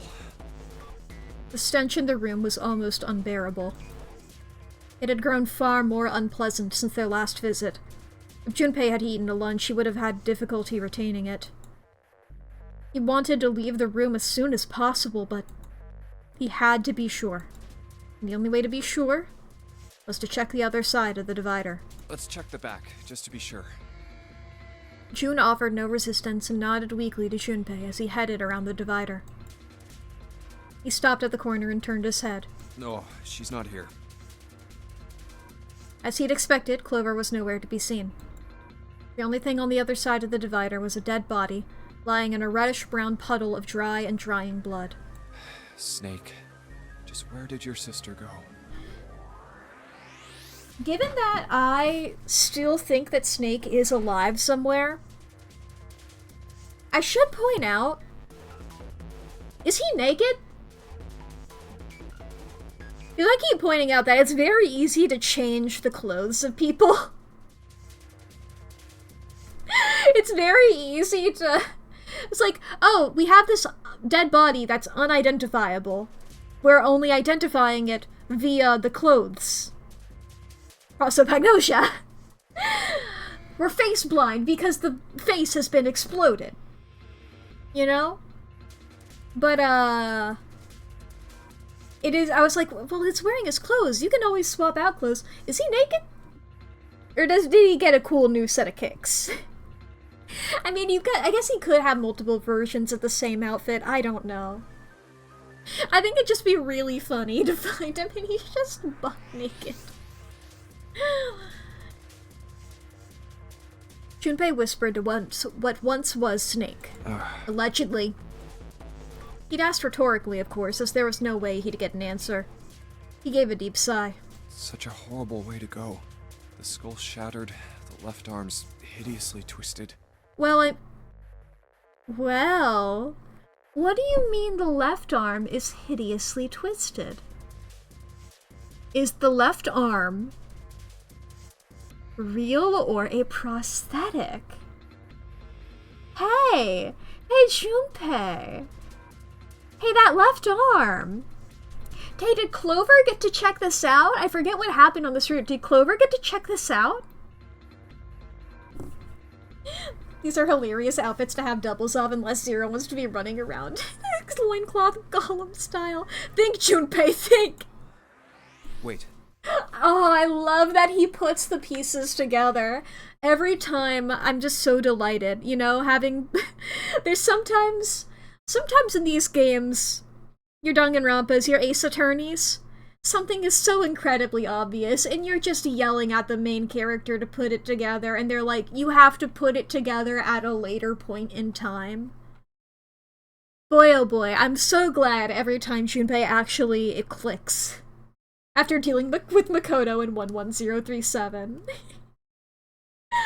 I have to defend that every time. I know you don't mean this, Lee. I know that you already know this. This is just for general. I have to defend it every time of going, guys, please keep in mind that they are Japanese. But still, it is... How would... Imagine being one of the localizers on that game. You know? The bright white of the ulna was clearly visible through the remains of skin and muscle. Damn, breaking out bone names. That is a bone, right? That's a... I suddenly start doubting everything. Bright white. Ulna. Bones. Bones. Bones. The pieces fell into place. Junpei remembered something Clover had told him in the lab. My brother's left arm is, it's not like a normal person's arm. The accident hurt him really bad. Of course. Of course. Why didn't I realize it earlier? 'Cause you didn't know that when you were looking at the body last time? Well, I guess you could have realized it when talking to Clover, but you know, bit busy. Clover had told Junpei that Snake's left arm was prosthetic. But the left arm of the corpse behind the divider was quite clearly a real human arm, or at least it had been once. That meant the corpse. Jumpy? June's unsure voice at Junpei's suddenly strange behavior drew his attention back to her. Oh, sorry for making you wait. Let's go. You're not gonna tell her? Where's everybody else? We need to tell them. Junpei and Shun headed back toward the large hospital room. They stepped through the door and out of the shower room. Down the hallway they went, searching for Clover in every corner. They had reached the stairs when Seven appeared, breathless and yelling. Junpei! June! Where were you guys? He looked pale and his face was drawn. Something terrible had happened. Junpei's breath caught in his throat. Did something happen? Seven drew a shaking hand across his face and gulped down a breath of air. Clover is dead. Fuck! I found her in the first-class bathroom.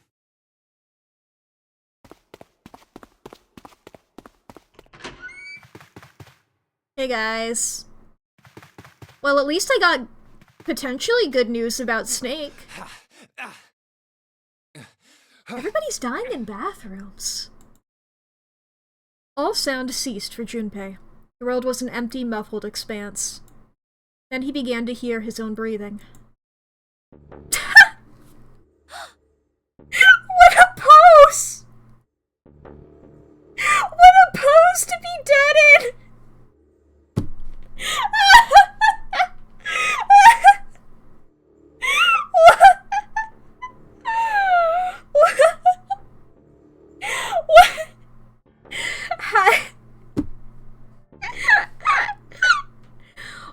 What a way to die. You know, it's truly beautiful. June's mouth moved, but he heard nothing. She tried once more, and then her energy was gone and she collapsed against the wall. He could have helped her, but he hadn't. And now she was dead. So he stood there, frozen in place. Maybe you could tell the corpse. Clover. Clover. Why? Why did this happen? If you told the corpse, maybe she would be brought back to life. The pose. Exactly! He forced his body to move. Each step felt like another nail pounding into his heart. Finally, he was in front of her. He knelt and placed 3 fingers against Clover's neck. No pulse. Huh. 3. I always see people doing it with 2. I guess you could do 3. I guess it doesn't really matter, does it? No breath. But she was still warm and her eyes were closed peacefully. Would have been easy to think she was asleep. Easy, that is, were it not for the slowly expanding puddle of blood beneath her. He traced its source to her back. A gash just beneath her shoulder blade. Was the weapon a knife, perhaps? Maybe it's Snake doing a murder. Sassy little pinch in the bottom left style pose. If it was a knife, the killer had taken it when they left. When he closed his eyes, he saw Clover smile. Clover. Her innocent smile. Her energy. He would never see her smile again. Junpei, you met her this morning. Or I guess last night.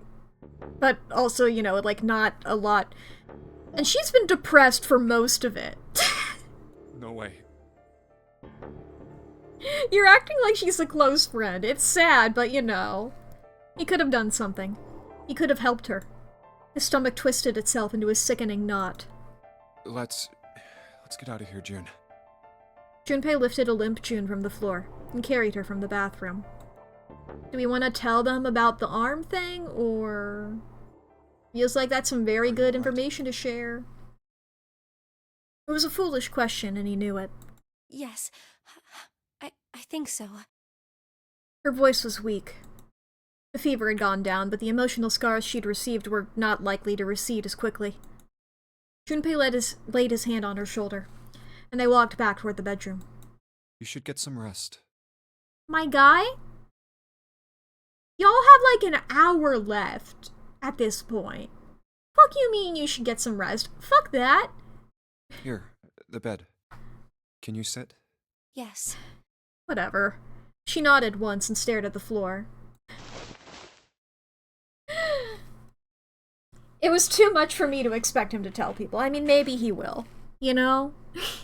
Just like, you put the pieces together. I'm already pushing it by having him put the pieces together and realize it, you know?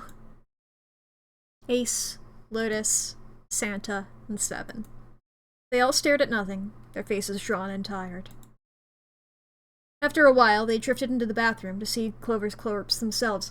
Also, we haven't even told these guys about the 9 door yet! Come on! Once everyone was back into the bedroom, Junpei walked slowly to the center of it, and looked around as the slumped figures gathered there. Real quick. We have Ace, we have Santa, Junpei, June, Seven, and Clover. That's who we have. Just pointing that out. I don't know if we're able to get 2 9s from that, who knows. Who was the first to find the body? Me. Seven spoke from behind Junpei. He turned around. Seven's hand was up. Why did you come to this room? To look for Clover. Why else? I found her body in the bathroom. As soon as I did, I ran outside. Can we open up that little safe now? I got to the top of the stairs by the casino and yelled as loud as I could. Hey, guys! I found her, but it's bad! She's in the bathroom in the first-class cabin! Come quick! Or something like that. Then I went back to the bathroom. Ace, Santa, and Lotus showed up real soon after that. But I guess you two hadn't heard me or something because you didn't show. So I took off down the stairs to look for you. After that, I mean, you know the rest, right? Junpei nodded and closed his eyes.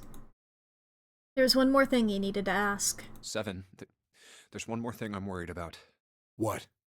You stuck one of those plates in between the door and the frame, right? Why did you do that? Come on, didn't I already tell you that? I did it so that the door wouldn't lock.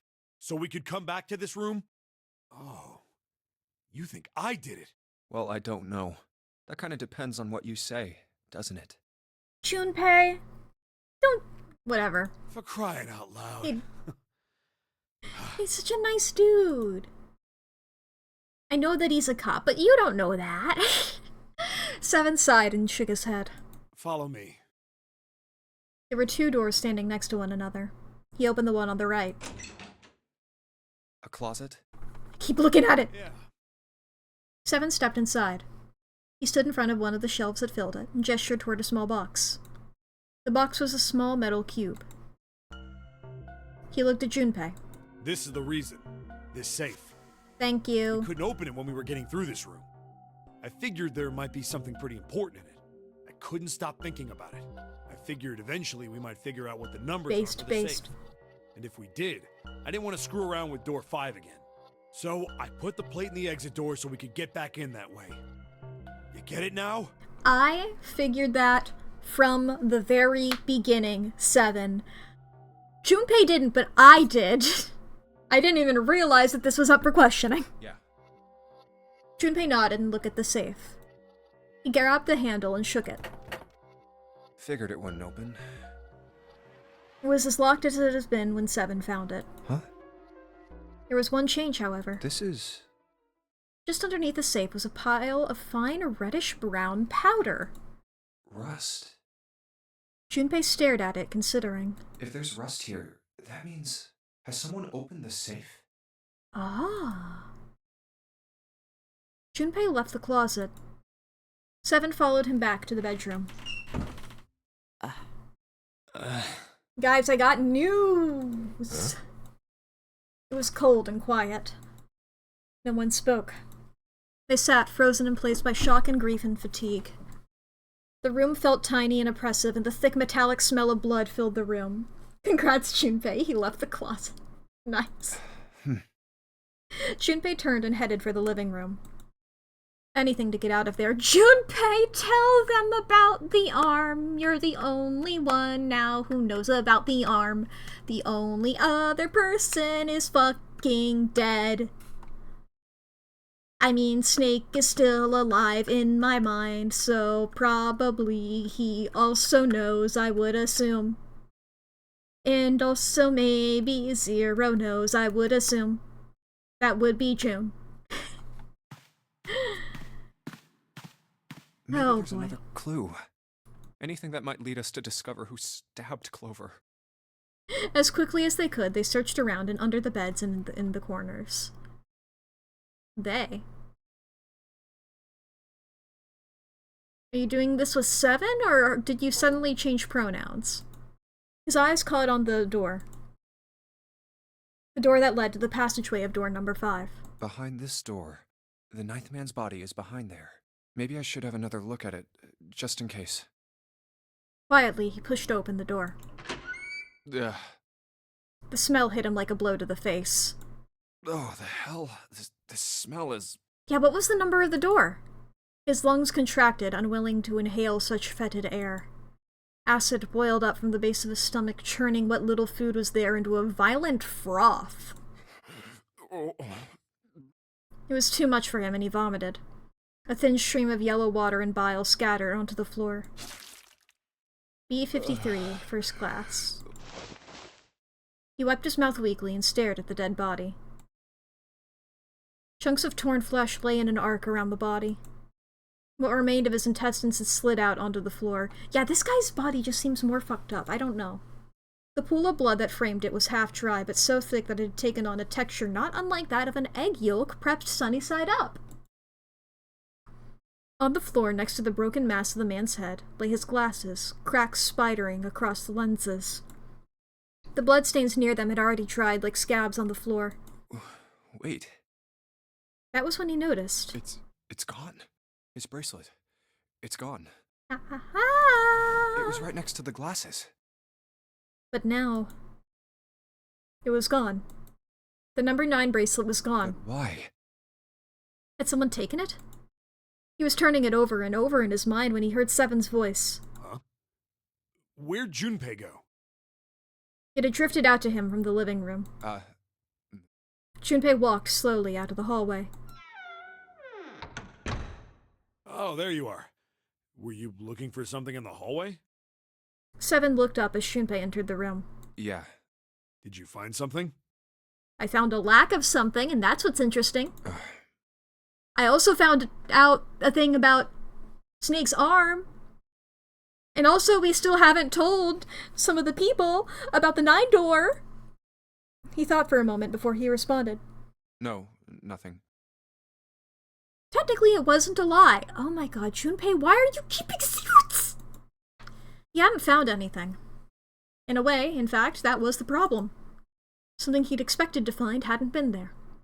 The 9th man's bracelet. What's up? Well, I wanted you to take a look at something. What is it? Seven led Junpei back to the bathroom. Clover. This is what I wanted you to look at. Isn't this shit fucked up? As Clover's corpse came into view, he felt his heart flip, and then fall to the bottom of his stomach. Something between a sigh and a groan escaped his lips. What was it you wanted to show me? His voice was hollow and empty. I searched Clover's body again. A real shame. She was stabbed once in the back, probably by a knife or something. And I found this. As he spoke, he moved around Clover's head, then knelt down and flipped open her right hand. What? Ooh! Why are you only showing this to me and nobody else? Come on, dude. She was holding a piece of paper. I haven't actually looked at it yet. Didn't want to disturb the crime scene, you know? Basic stuff. Well, I did borrow one thing. What? He wasn't sure what that meant, but it likely didn't matter. Well, did he take the bracelet? That's important to know. The paper was more important, sure. I'm opening it. He picked it up and carefully opened it. There were 2 sentences written on it. Truth had gone, and truth had gone. Ah, now truth is asleep in the darkness of the sinister hand.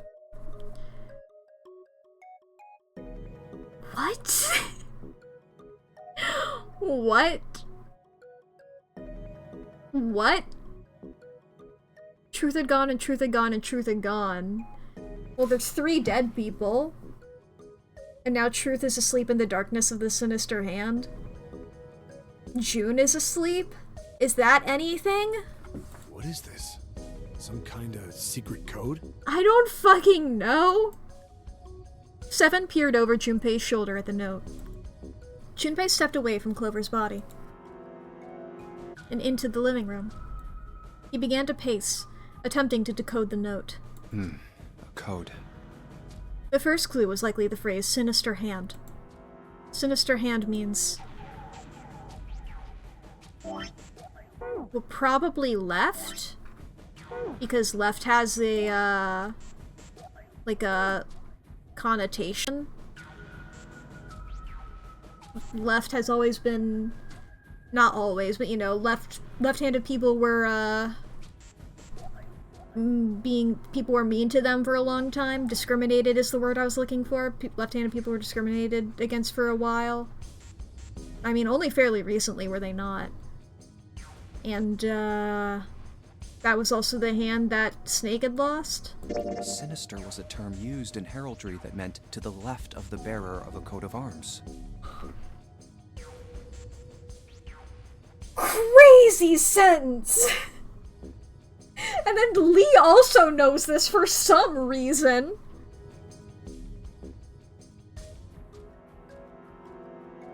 Why do both of you guys know this? Both of you being Lee and June, but actually this makes sense for Lee to know. It's common? I don't think so. I've never heard this before, of the term sinister meaning left-handed. Isn't this common? Lee, you have autism. Lee. Can we, anybody else in the chat, did you know this is the origin? I've never heard this before in my life. I can make fun of Lee for that. I am the same way. But not about this. We have different flavors of it. The left hand. The left hand. What does the left hand mean? Thank you, Artificer. Junpei looked at his own left arm. I'm just imagining that one Nagito sprite. Where he's just sort of like looking at his hand. Junpei looked at his own left arm, at the bracelet on his wrist. That's also important. That's also important. Truth in the... Did we get the note? No, we did not. Truth was dead, and truth was dead, and truth is dead, or something like that. And then it was like... And truth lay asleep in the sinister hand. It was some shit like that. Does the darkness of the sinister hand have something to do with the bracelet? Is it these dark parts here, or the dark parts back there, or... He examined the bracelet closely. There's 2 things sticking out on either side of the face. The left and right sides of the face. Left and right. Left and right. Right and left. Truth is gone. Truth had gone, and truth had gone, and truth had gone. Now truth is asleep in the darkness of the sinister hand. Guess it wasn't dead, it was gone. Truth is asleep in the darkness of the sinister hand. Truth gone. Truth gone. Maybe those 2 words How about reading it out loud? Truth gone. Truth gone. How about switching the sentence around? What else could gone and truth mean? How about reading them backwards? Enog da thirst. I feel like what else could gone and truth mean feels like the most. What else could gone and truth mean?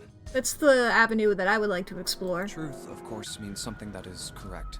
Something that's fact. Right. In other words, something that is right. Right. Right had left, and right had left. You could then safely assume that gone Yeah. means left. After all, after someone left, they were gone. But in this case, they clearly refer to their directional homonyms. Okay. Truth equals right, and gone equals left. Junpei looked at the bracelet again. The left and right of the bracelet. These two things sticking out. So if I... Press them in the following order. Right, left, right, left, right, left.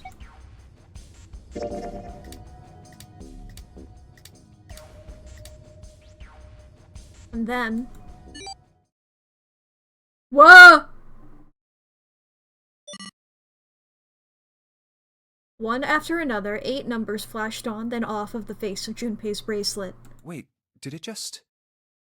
He checked one more time to be sure. 1, 4, 3, 8, 3, 4, 2, 1. 1, 4, 3, 8, 3, 4, 2, 1. Huh? Hey, what are those numbers? We gonna put them in the fucking safe? Junpei didn't answer. He couldn't answer. He had no idea what they were either. Besides, he was sure he would forget the numbers in the order they came in if he said anything. 1, 4, 3, 8, 3, 4, 2, 1. 1, 4, 3, 8, 3, 4, 2, 1. 1, 4, 3, 8, 3, 4, 2, 1. 1, 4, 3, 8, 3, 4, 2, 1. You just gotta get a little rhythm on it, and you just gotta keep on saying them. Muttering the numbers to himself over and over, Junpei headed toward the bedroom. 1, 4, 3, 8, 3, 4, 2, 1. 1, 4, 3, 8, 3, 4, 2, 1. 1, 4, 3, 8, 3, 4, 2, 1. 1. 3, 4, 2, 1. Yeah.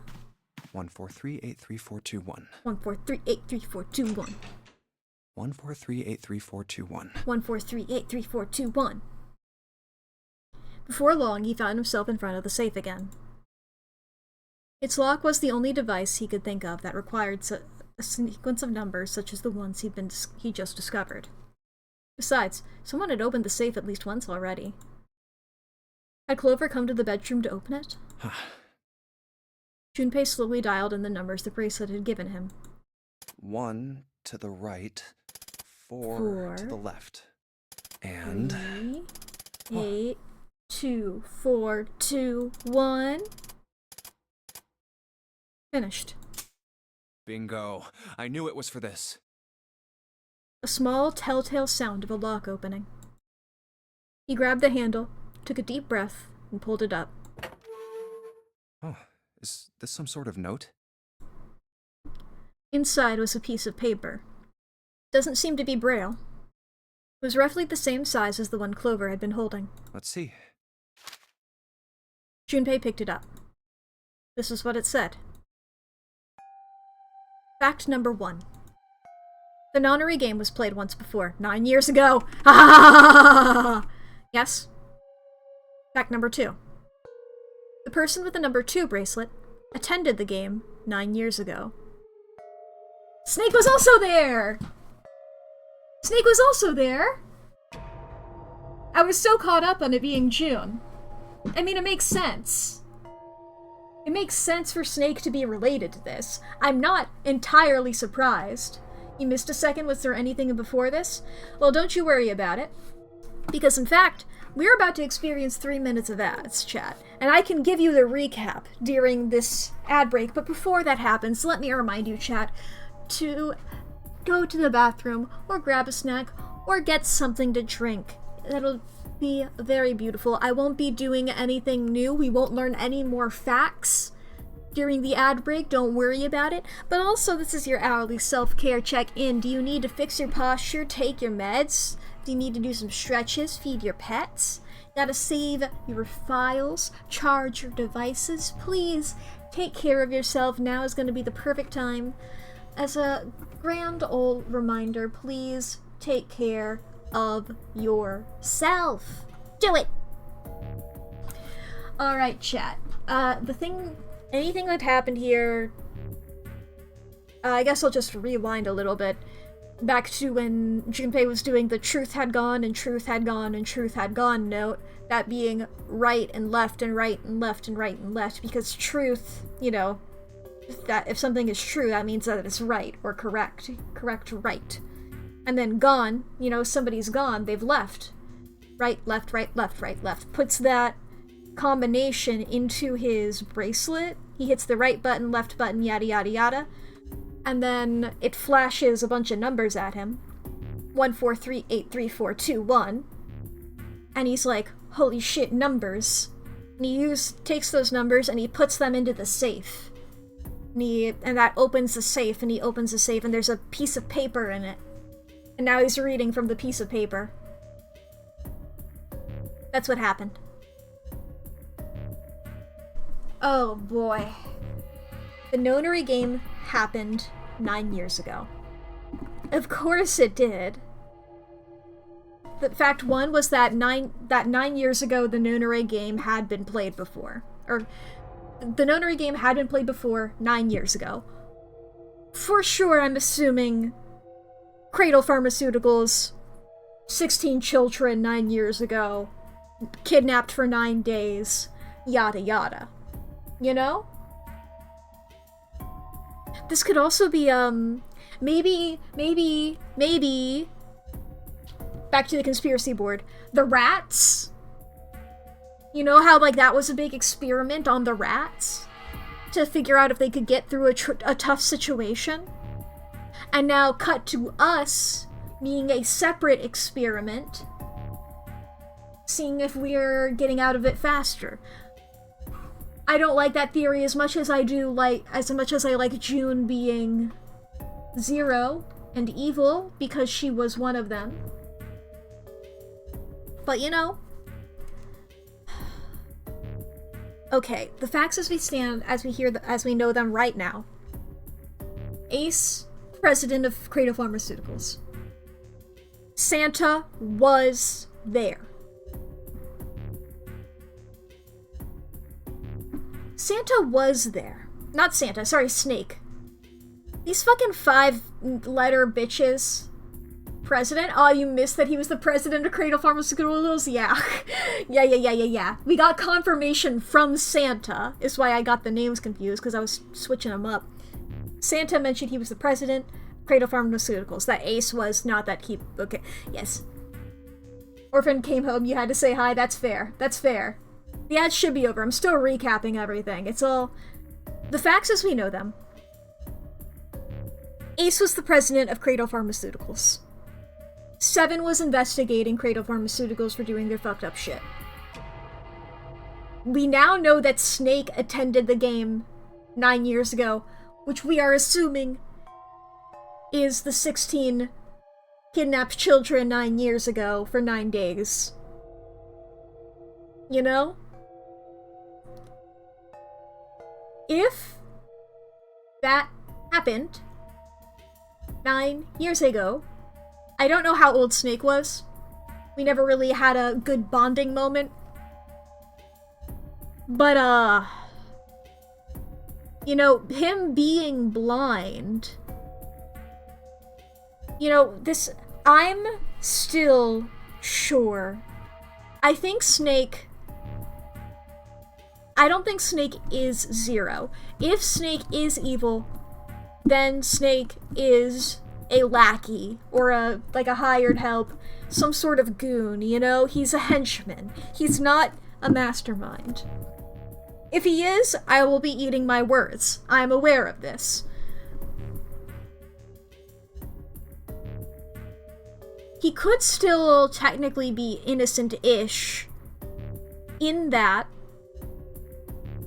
if June is 0, then the people that would recognize her wouldn't necessarily recognize her. Because Snake participating in this, he's blind, he wouldn't recognize her. Theoretically, he could hear her voice again or something, but I don't know. People change over 9 years. Especially from 12 to 21. And Ace, the other person who we have at least some confirmation of being there, like, all but said it for these two. Ace has face blindness, so he wouldn't recognize her.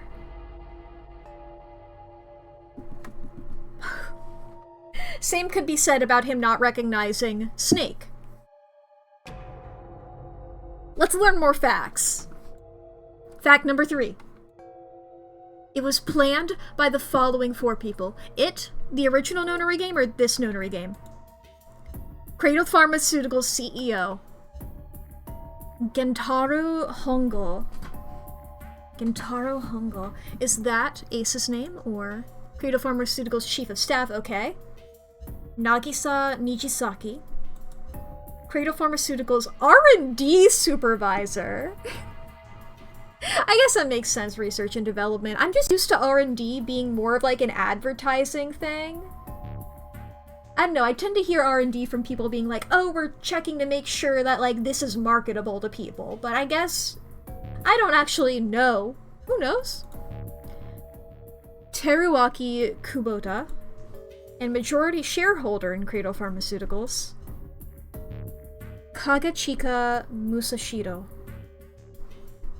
I must punish them for the innocent lives they sacrificed. This is the only warning they will receive. That innocent souls might be saved, I now state the truth. 0. Okay. Okay. Okay. Side note, I'm realizing now, come along with me again if you're back to the conspiracy board chat. It doesn't say that 2 participated in the game, just that he was there. He could also be one of these people. He could have been another person working for Cradle Pharmaceuticals. I don't know how old he is. You know? Once again, he's blind, and Ace has face blindness. They might not recognize each other. I know that voices probably, but you can be a different part of a company, you know, if there's different branches or whatever, who knows who's interacting with whom.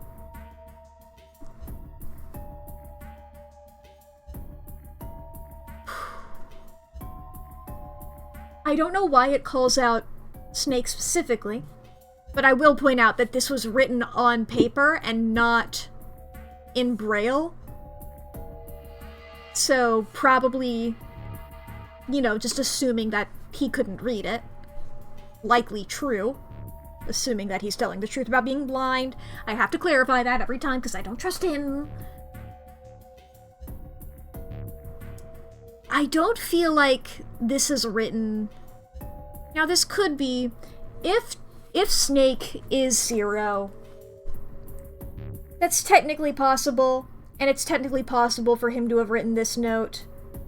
I mean, not necessarily, given that he is blind, but, you know, I don't know if this was handwritten or typed or whatever the fuck. Blind people can write and type. But, you know, they gave him... Who knows? I don't know what his level is, I don't know what his resources are. I feel like if this game is calling attention to the fact that, like, fucking near the beginning of this game, Ace called out the fact that 0 said this ship rather than that ship, and used that to conclude that 0 is on the ship, despite the fact that I don't think that matters.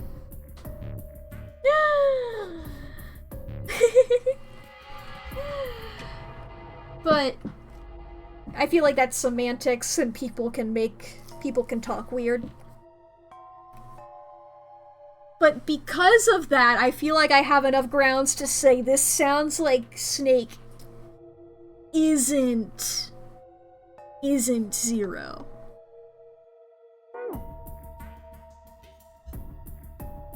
But still fucking weird. Junpei left the closet. Congrats, King. Gender fluid. Huh. There were 5 people waiting for him in the bedroom. Ace, Lotus, Santa, Seven, and June. He looked at each of them in turn, and slowly placed his hands in the pockets of his vest. Sorry, but do you think you could all come with me? Come with you. I want all of you to go to the big hospital room. Sorry, that's just a really funny sentence. I want all of you to go to the big hospital room. It sounds so stupid. There's something I want to be sure of. What do you want to be sure of? I want to know if the person I suspect is really the culprit. Wait, then you're saying... Yeah, I think I've got it figured out. I know who killed Snake and Clover. I think Junpei thinks it's Ace. The atmosphere in the room changed. Grief was suddenly gone, replaced by a tension like a strap of leather stretched to its limit. 5 sets of eyes stared at Junpei. He pretended not to notice. Anyway, if you could all please move to the big hospital room. I mean, come on. I'll explain everything as soon as we get there. Then, almost as if on cue, the bell began to ring. I mean, I don't think that he thinks that it's June. He could think that it's Santa. I also don't think that he thinks that it's Seven. At least I don't hope so. He doesn't know about the amnesia, or the cop shit. It was the bell from the clock in the main staircase. The bell rang 5 times, then ceased. It's 5 o'clock. We've only got an hour left. We don't have a lot of time left. Let's go. Slowly, one by one, they followed Junpei out of the bedroom. Guys, not slowly! We have an hour! Actually, before we get started, I was hoping you could do something for me. Junpei stopped in front of door number 3 and turned around. Ace, Seven, and Lotus, could you please place your palms on the red? Huh? Why? If we need to get to the shower room, why don't we just... No, we're not going inside. Once you've authenticated, step away from the door. Why? Please, just do. Or perhaps you don't want to know Sorry. who killed Snake and Clover. Junpei's implication was clear, and Seven understood perfectly. Fine. What about you, Ace? Lotus? Very well. Sure. Are you doing this so, like... Quickly, they press their palms onto the red, like, if we determine it's one of them, we shove them in there and close the door? I don't know. Once they had finished, they stepped away from the door, as Junpei had instructed. 3 asterisks shone from the red's display panel. I have this idea. I don't think this device responds to a hand placed on it. It instead reacts to a bracelet being brought close. You don't actually need a hand. Junpei approached it and held his bracelet over the scanner. He made quite sure he didn't place his palm on it, and instead only brought his bracelet near it. The 4th asterisk appeared. I knew it. Just as Junpei had expected. It was possible to authenticate without placing one's palm on the red, so long as the bracelet was brought near it. I assumed that from the very beginning of this game, and I was surprised by the fact people were putting their hands on it. Like, it's shaped like a circle. You put the circle on the circle. If you put your hand on it, it would be shaped like a hand. Or at least an oval. Junpei pulled the lever down.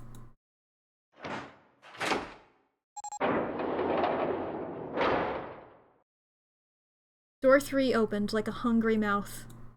9 long seconds passed. And the door shut, unfed. Junpei walked slowly back to the others, who were waiting some distance from the door, talking to one another. Santa and June had joined them as well. Huh? It looked as though they hadn't found a chance to break into the conversation yet.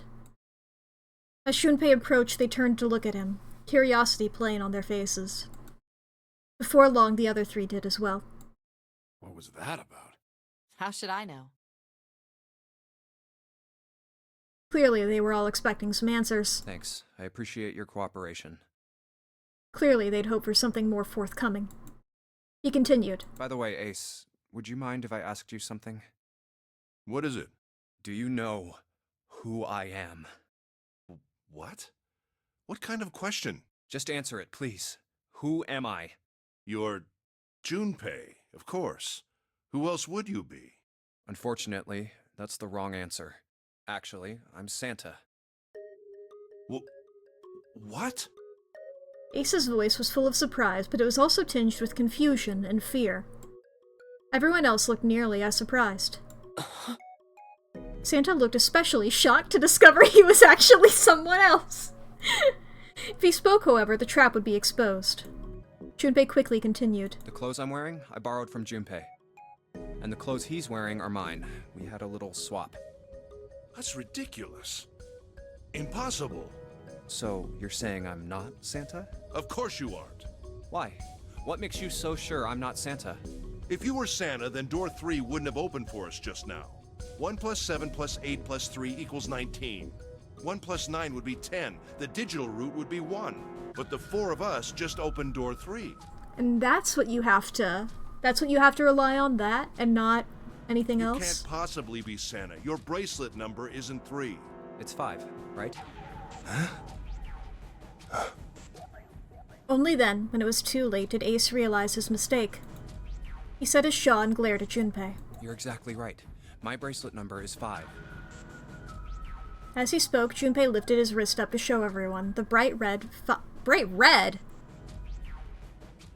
Sure, 5 on his wrist. Sorry, Ace.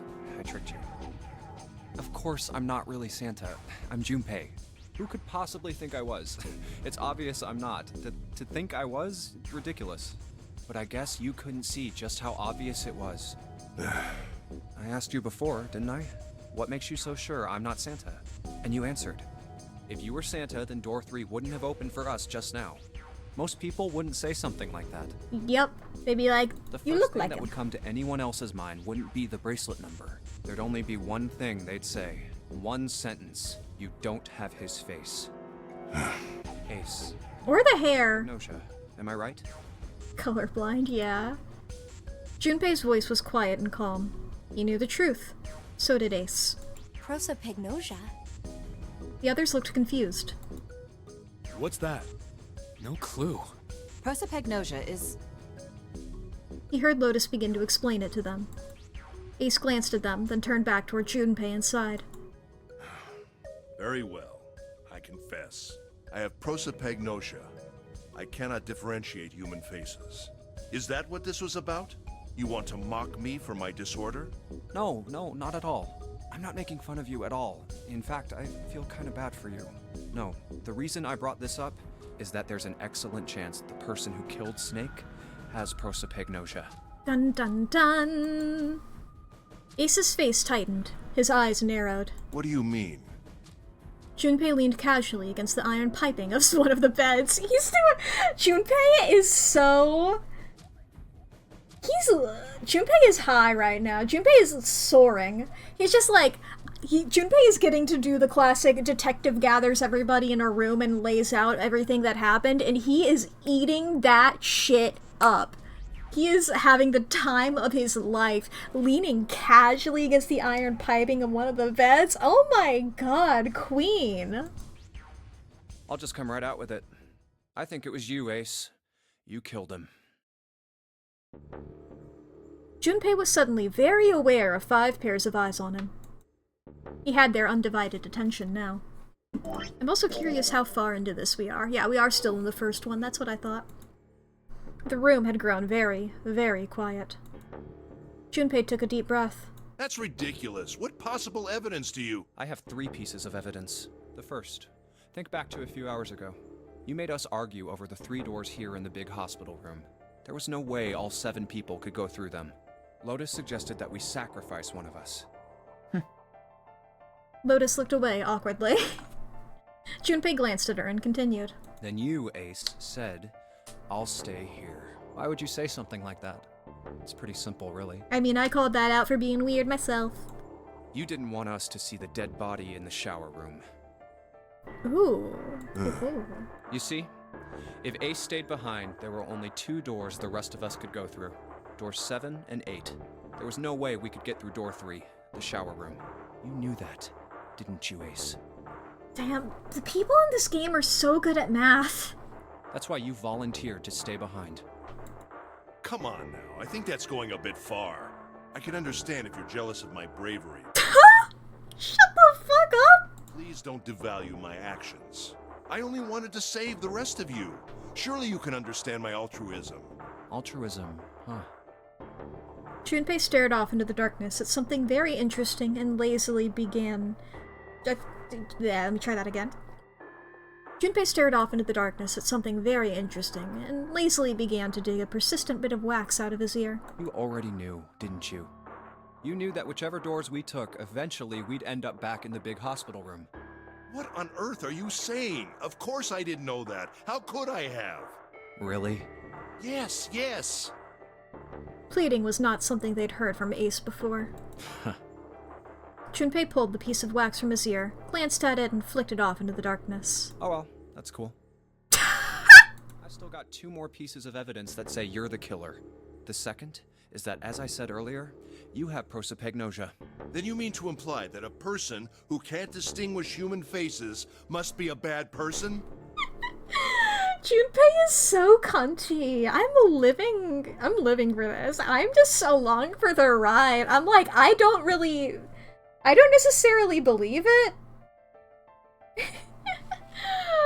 You are, so that's proof. Thank you, Lee.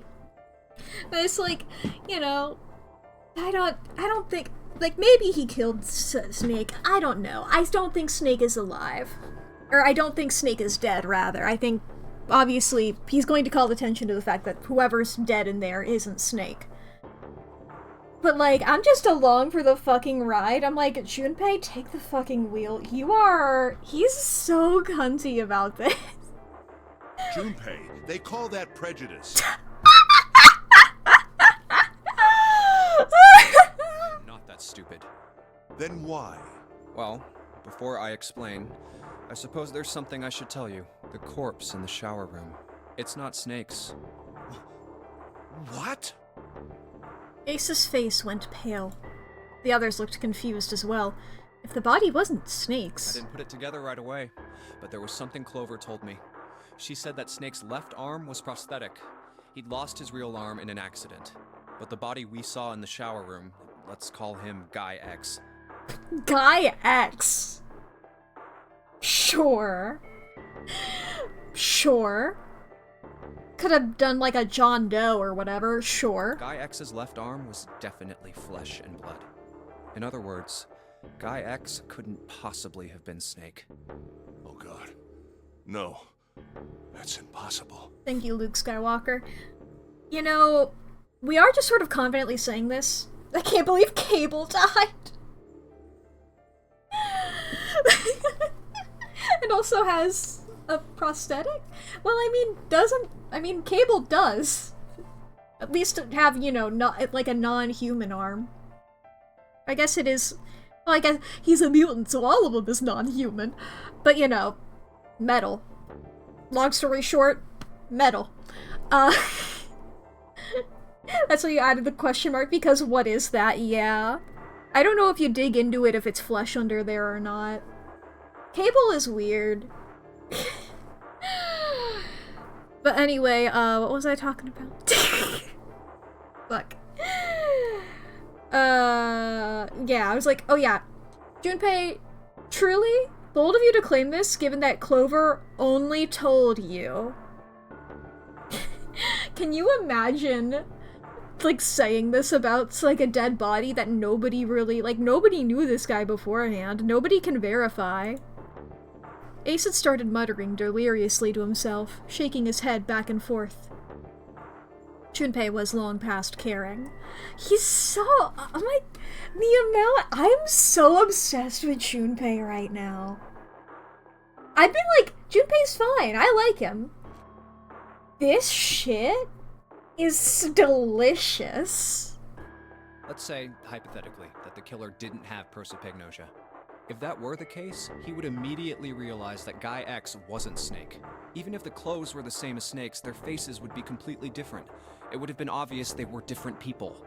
I wonder who it was, though, you know? Is this just a rando? And yet, they still killed him. Why? Because everybody else is accounted for, unless 9 dies twice. Why would they kill a stranger who'd only just shown up? On the other hand, if the killer did have prosopagnosia, it makes sense. They thought Guy X was Snake and killed him. Wait. Wait just a moment. Let's say you're right, and I mistook Guy X for Snake. Even if I did, I would have had no motive to kill him. I mean, Ace, I did call you out, bud. You, number 9, and Snake. This is a theory I called out before. I haven't had to come back to this theory in a while because, you know, it was like either he did it or somebody did it while he was passed out. Was my, like, big things there. It's like I knew the numbers that added up to it. But also, like, I haven't had to think about this in a while because I've been so focused on now the how of it. It's like, oh, right, yeah, this... Why would I want to kill Snake? I can think of at least 2 motives. 1, Snake knew about your past. If he ever revealed what he knew, that would have been really bad for you. You really didn't want that to happen. You really didn't want that to happen? Oh my god. So to make sure Snake's mouth stayed shut, you killed him. Junpei! 2, Snake had a grudge against you. You knew that, or at least you could have easily assumed he did. Even without exposing your identity, he was a threat to you. You never knew when you might be attacked. You couldn't ever let your guard down. Every moment was a moment he might try something. You didn't want that kind of danger hanging over you. So you... Hey, hold on a minute. For the first time since the beginning of Junpei's explanation, someone besides Ace spoke. What's the past that Ace wouldn't want us to know? You told us about it, Santa. Why did Snake have a grudge against him? I can't. There's a part of me that really wants this to happen. I don't know if it will. I just want to call it out in case it doesn't. I really want Junpei to be like, well, you're the one who told me about it, Santa. This guy was the president of Cradle Pharmaceuticals. And they're all like, oh, gasp, wait, what's the relevance to that? And then, like, Ace is like, how the fuck did you know that? Wait, I didn't tell you that. What are you talking about? And suddenly Santa's, like, excuse for calling him that earlier is just, like, crumbling. He's like, I mean, I just knew that. I know that I said that he told me that, but, you know, you know. Look at this. He handed Santa a small piece of paper. What's this piece of paper? Santa squinted at the paper and began to read. The nonary game was played once before 9 years ago. The person with the number 2 bracelet attended the game 9 years ago. It was planned by the following 4 people. Cradle Pharmaceuticals CEO Gentaro Hongo. What is this? Slowly, Santa looked up from the paper. His eyes met Junpei's. It's the message from Zero. It was in the safe in the first class cabin. Then suddenly... Give me a break! Ace's face was red and shaking, and his voice was full of fury, tinged with desperation. That paper is a lie! Someone is trying to frame me! Me. You said me, right? Junpei's eyes narrowed, and the trap began to close. Ace inhaled sharply. His eyes flicked off of Junpei into anything else. Wouldn't that mean you're admitting you're Hongo, the CEO of Cradle Pharmaceuticals? Or am I mistaken? It was as though a switch had been flipped. The color drained from Ace's face as he realized what he'd done. His eyes went wide. Very well. I admit that much. I am certainly the CEO of Cradle Pharmaceutical, Gentaro Hongo. Ooh! So what if I am? I don't know anything about this nonary game that supposedly took place 9 years ago. God, I can't call you out fully for that because I didn't learn from 7. I'm still in the first Everything one, on that dude. scrap of paper is bullshit. Oh shit, he swore! Someone is trying to set me up, you see? First of all... Ace stammered as he tried desperately to work himself into a more tenable position. Go for it. Junpei, you're claiming I did this all by myself. Think that over, alright? How could I have killed Snake all by myself? Bracelet. Not Snake. It was Guy X. I don't care who it was. You said the killer put this other man into door 3, right? Yeah, maybe. Then I couldn't have possibly done that alone. I couldn't have opened door 3 with only myself and Guy X. You had number 9. Nope. You could have. Huh? Thanks for the reaction shots, everybody. What? Ace's face was tight and its teeth were clenched. Junpei fixed him with a level stare. The trap was about to close. Actually, Ace, when you were unconscious, I took something from you. Remember when you were injected with that anesthetic and fell asleep in the big hospital room? Yeah, back then, I took this. Junpei put his hand into his pocket. No! You couldn't have! Ha! Ace's right hand moved. Junpei smiled. I got you, Ace. Your right hand there tells me all I needed to know. You want to tell me what you were so worried about? What's in your pocket? What has it got in its pocket, sis? It's the number 9 bracelet, isn't it? Ace, Guy X, and the 9th man's bracelet. That was all you needed to open door 3. Yup. That's how you killed Guy X all by yourself, Ace. Now, why the fuck did Guy X have Snake's bracelet?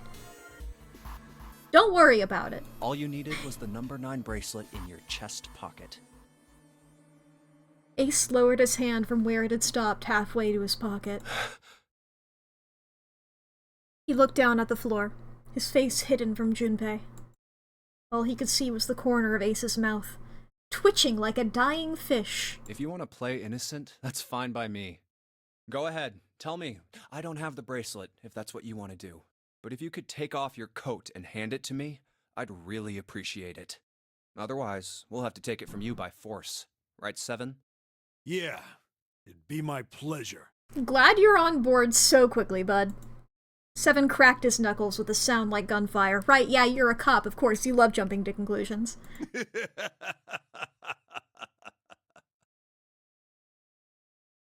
Oh, that's all the laugh. I thought that was the first half and that you'd have more. I'm gonna be so real. When he was looking down at the floor, I almost said, "Oh man, I was hoping he would get to have like an evil moment where he would like mask slip and he's like, haha, like I'm going to admit that I did all my crimes, you know, your Ace Attorney breakdown type shit." It happens in a lot of various media whenever somebody's called out, but I like calling them the Ace Attorney breakdowns, you know, when they're going fucking crazy about it. But I was like, you know what? Maybe Ace isn't that type of guy. That makes sense. I'm just so glad that he's getting to do it. Ace roared with laughter. He threw his arms wide and his head back and laughed, filling the room with a sound that scarcely belonged there. Then it stopped. His arms came down. His head dropped to look straight ahead at Junpei. Ooh! His face was flat and cold, devoid of any emotion. Well done, Junpei.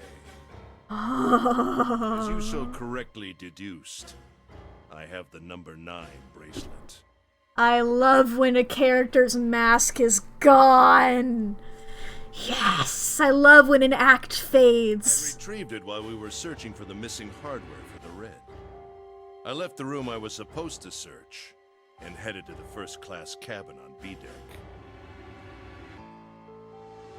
His voice showed no emotion, no sense of remorse or interest. It was almost bored, as though he were reciting an especially dull corporate letter. Side note. Yeah. So you went ahead and did this. We still don't know why the Reds were, you know, why they happened again? Why they reactivated? who put the hardware back in there. Just pointing that out. My purpose was to obtain the number 9 bracelet. 9 is a potent ally in the nonary game. Shut the fuck up. Adding 9 to any set of numbers won't alter the digital root. Don't do this. So on, thank you. See, 9 is a very useful number here. With it, one can go anywhere. It is, I suppose you could say, a game changer. Whoa! So I made for the first-class cabin to obtain it. In mere moments, I successfully acquired the number 9 bracelet. There was also an unexpected bonus. The knife the 9th man had used. I quickly pocketed both of them and left. Ooh. Right, yeah, I forgot that he had that. I forgot that that's how he sort of did that whole— Where the fuck did he get that from? Crazy. Anyway. I made my way back to where I was expected to be. That's when I ran into Snake. Well, this guy X, actually. I spotted him ahead of me. He was heading for the large hospital room and hadn't noticed me. And once again, it's like, okay. Well, this is one mystery solved. There are still a bunch of other ones. The man wearing Snake's clothes arrived at door 3. When he stopped, I walked up behind him and called out, "Snake." He turned around. Who the fuck is that? We get to see... We get to see this random ass guy. He said nothing. His mouth simply hung half open. Probably because he knew that you had, or whoever was mind controlling him, or whatever the fuck, I'll get back to that in a second, knew that you had the face blindness and this guy was a sacrifice. If his mouth is hanging slightly half open, he's probably not fully, I don't want to say conscious, or like in control of his faculties. The experiment done by Cradle Pharmaceuticals before was to see if they could control people. Could have been successful, or maybe Zero... If Zero is June and went through it, maybe she figured out the way to actually do it, and she's getting revenge by doing that. Something like that. Zero knows how to do it, whether Zero is affiliated with Cradle Pharmaceuticals or not, and this is their way of tying up loose ends or something. Using that knowledge to take this guy here and use this guy as like a pawn to do whatever the fuck, you know? Using this guy to specifically fuck with Ace. Especially if Snake is, you know, one of these guys, being either Zero or a lackey. You know? Because then that's a way to discreetly slip out of the game. He seemed dazed somehow, almost like a man half asleep. Exactly! Perhaps he had been drugged. It wasn't important. I tend to gloss over little things like that. Yeah, he's just like going through the motions like hypnotized or some shit, I don't fucking know. I was certain that man was Snake. I knew Snake had taken part in the nonary game 9 years ago. Being blind, it made sense that he didn't recognize me immediately upon our first meeting. But why then hadn't Snake said anything to me later? Surely he hadn't forgotten what had happened to him in the nonary game. Could you explain that? But not once did he attempt to confront me. Ace, could you explain it? Did his lack of sight prevent him from fully recognizing who I was? Or perhaps Snake had conspired with Zero to deceive me. Regardless, he was a threat, and it was better to deal with him sooner rather than later. I had to get rid of him before he took action. Cool, and I'm glad you're admitting this. What we got? So now, ignoring Ace, because I don't know if we're gonna want to have him come with us. We definitely have at least alive people. We got Santa and Junpei and June and Seven and Lotus. Nah, that doesn't work out perfectly. That would have been beautiful, but you know. With quick thinking, my plan went into motion immediately. They can do the math, I don't fucking know. I held the number 9 bracelet over the red. I waved my own bracelet in front of the red, and then grabbed Snake's arm and shoved his hand against the scanner panel. The door opened. There we go. Through it. There, I was hoping we would get to see the image from when they were theorizing that Snake got shoved in there, but with this random guy. 9 seconds later, the door shut. I'm hoping that... I think it could be a good idea that, like, because the note from Zero said that they wanted to get revenge on those 4 people. We know who Ace is. Ace is one of the 4. That could have been another one of the 4, that guy there. We could have also had, the guy who we found in the captain's quarters who had the Zero bracelet could be one of them. I don't know who the 4th is, potentially the 9th man, I don't know. He didn't mention recognizing Ace, but he didn't have a lot of time to say anything, really. 81 seconds passed.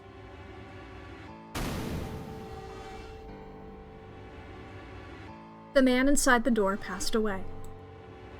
That's certainly a way of phrasing it. After that, I returned to my post as though nothing had happened. After conducting my own search, I returned to the large hospital room when the 1 a.m. bell rang. Ace's eyes were cold, and his cheeks were hollow and pallid. When he spoke, only his lips and tongue moved. The rest of his face was eerily still. Damn, not even his jaw? Junpei glared at Ace. He took a deep breath and thought about the next question he had to ask. He didn't want to. He knew what the answer would be. He just didn't want to hear it. Junpei swallowed, then spoke. Ace, did you kill Clover? Yes. Why? Why did you kill her? She was Snake's sister. It was possible he had told her something dangerous. Additionally, she had gone through door 1. It seemed likely she might have found it. Found what? Why don't you go through door 1 yourself? Perhaps it's hidden somewhere. Seven and Lotus interrupted. Yeah, but Lotus and I went through door 1 too. We didn't see anything suspicious. Yes. I thought as much after I heard your report at the central stairs. Is that the one with the dead body? I doubt the 2 of you could find it. Hmm? Huh? But perhaps Clover was different. Perhaps she had found it. I was, therefore, desperate to find her. And at last I did, in the first-class cabin. I spoke very calmly. Did you see it? See what? Don't act as if you don't understand. You were in the captain's quarters, weren't you? Uh-huh. What are you talking about? Very well. By the way, what are you doing here, Clover? What? Nothing. There's blood on your shoes. It looks fresh. Did you go take a look at the 9th man's corpse? I see. Your silence suggests that you noticed. You saw something, didn't you? You saw that his bracelet was gone. No! Clover ran. She made for the exit, but Ace stood in her way. You aren't going anywhere. He caught her by the collar as she passed and threw her to the floor hard. You're staying here. No! She leapt back up and darted past him into the hallway. Ace followed at a run. Don't you run, little girl. He was faster. Ooh, fun. That was a good CG. That was how I killed Clover. His face hadn't changed. If he felt guilt or remorse or anything one might feel after taking the life of another human being, it didn't show. You son of a bitch! Seven's whole body trembled with rage, and his voice rumbled with hate.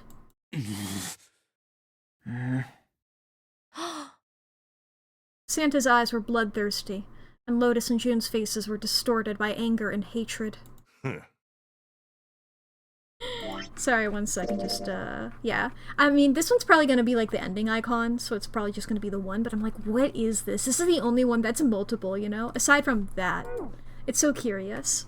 Also, these two look like, They do look different face-wise, but their expressions are the exact same, and I find that really funny.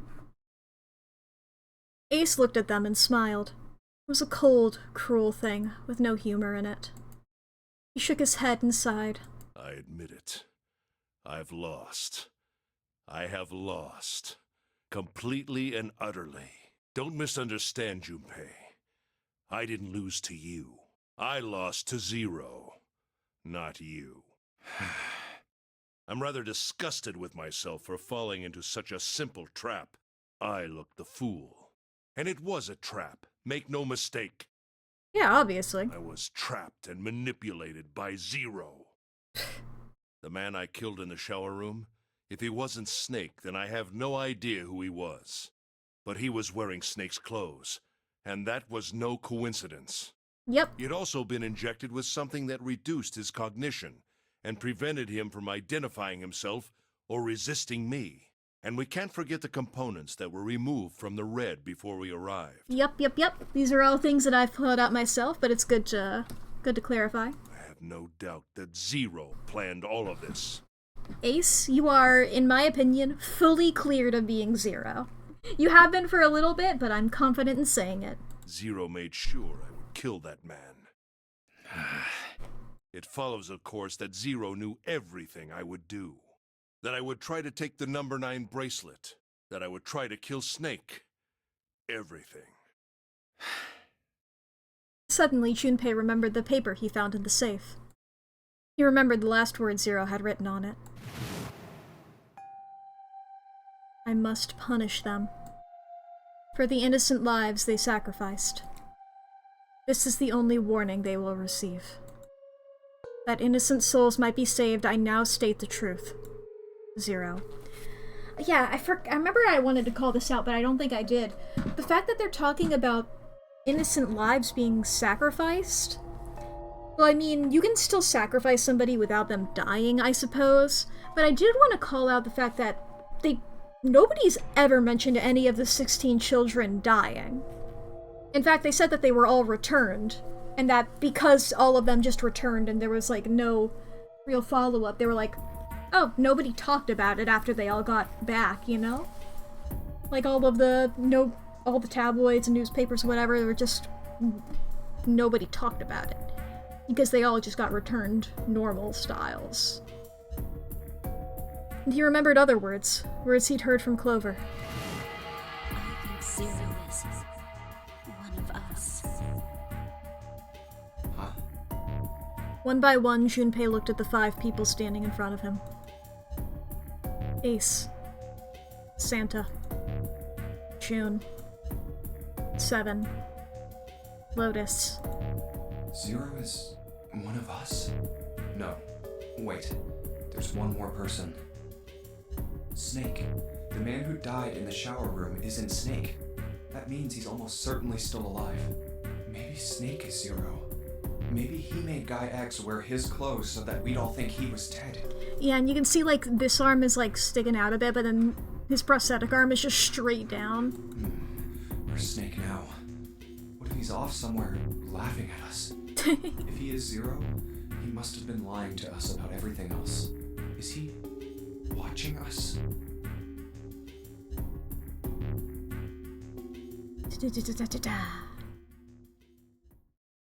Well, I believe I've finished with my confession. Why don't we get moving? I thought that felt like an abrupt black screen. Alright. He sounded as if he just finished doing nothing more exciting than describing the weather. For Santa, it was the last straw. What the hell is this shit? Thank you, Santa. You aren't going anywhere, you son of a bitch! We're gonna leave your ass here to rot! Why? Because I killed Clover? That's ridiculous. Why are you so upset that I killed the little bitch? Ooh! Damn. Like, I'm a CEO. I get away with whatever crime I want. She was nothing to you. A stranger you only met a few hours ago. Am I wrong? You bastard! 7 roared and lifted a fist that would likely have shattered Ace's jaw. But someone else was faster. Lotus? She stepped towards Ace and raised a fist of her own. Oh, okay. Okay, because she's punching him. I thought she was stopping 7. That's why I was confused. Great. And drove it straight into his nose. Blindsiding me with a punch, huh?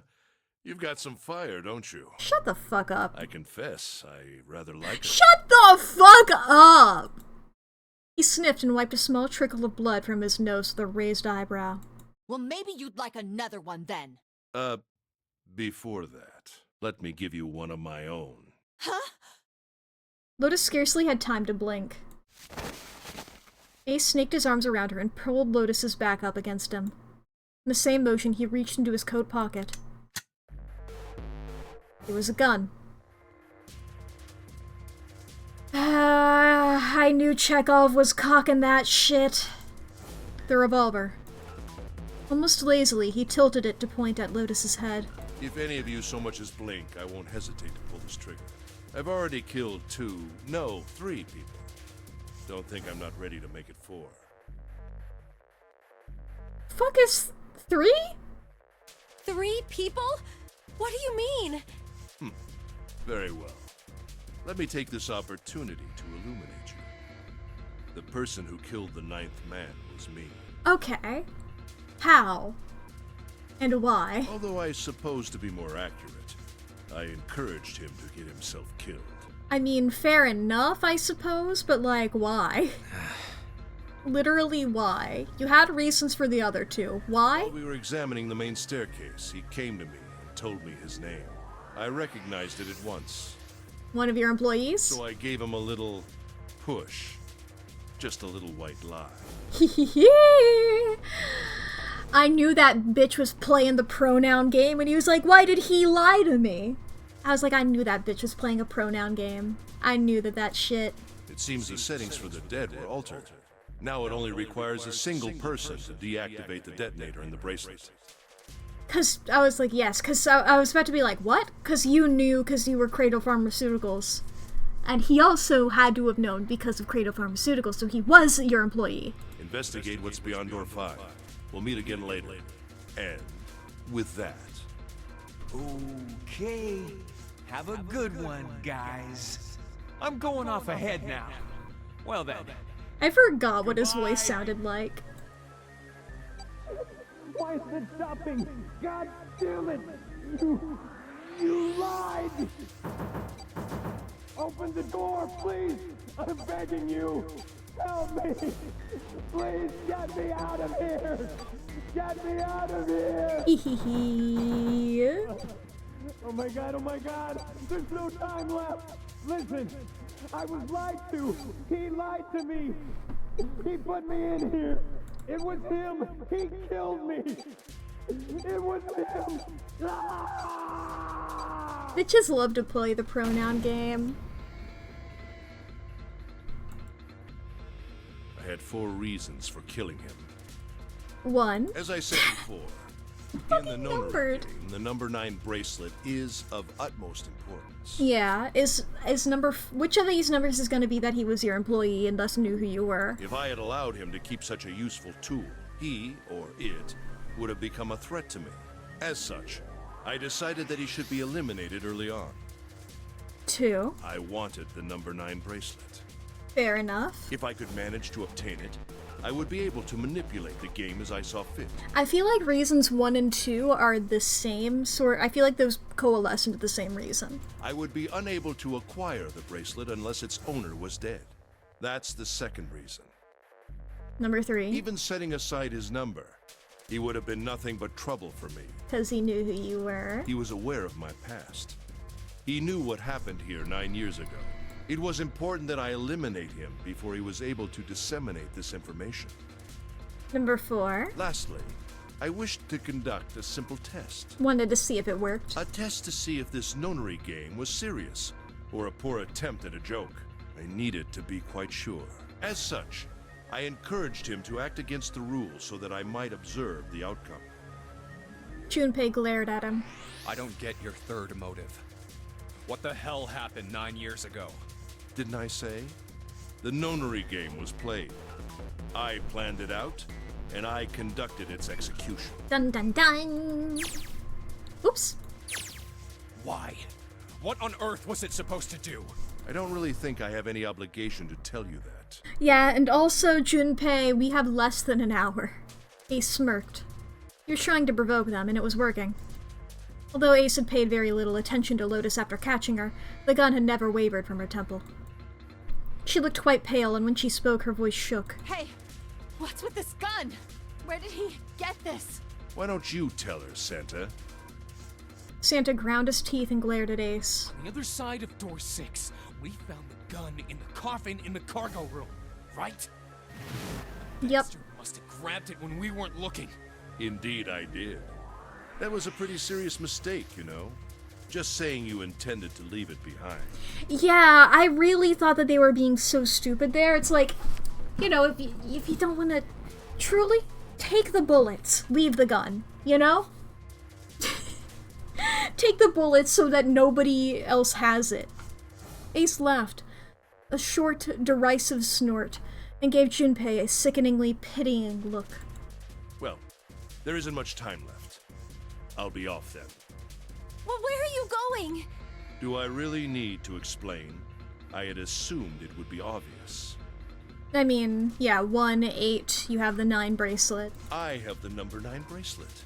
And now I have Lotus.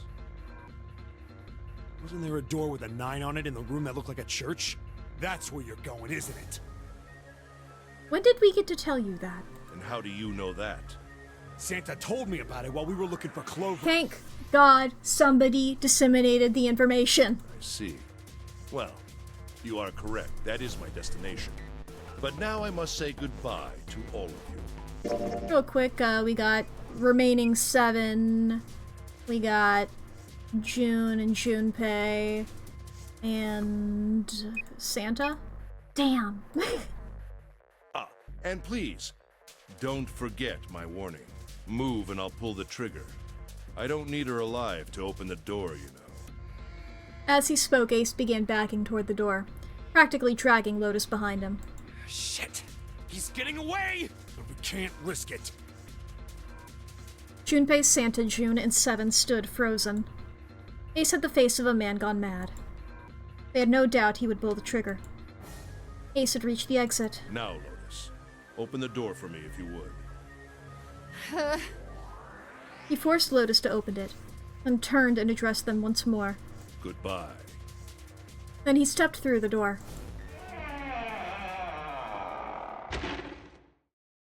It fell shut. In the blink of an eye, they were gone. Damn it!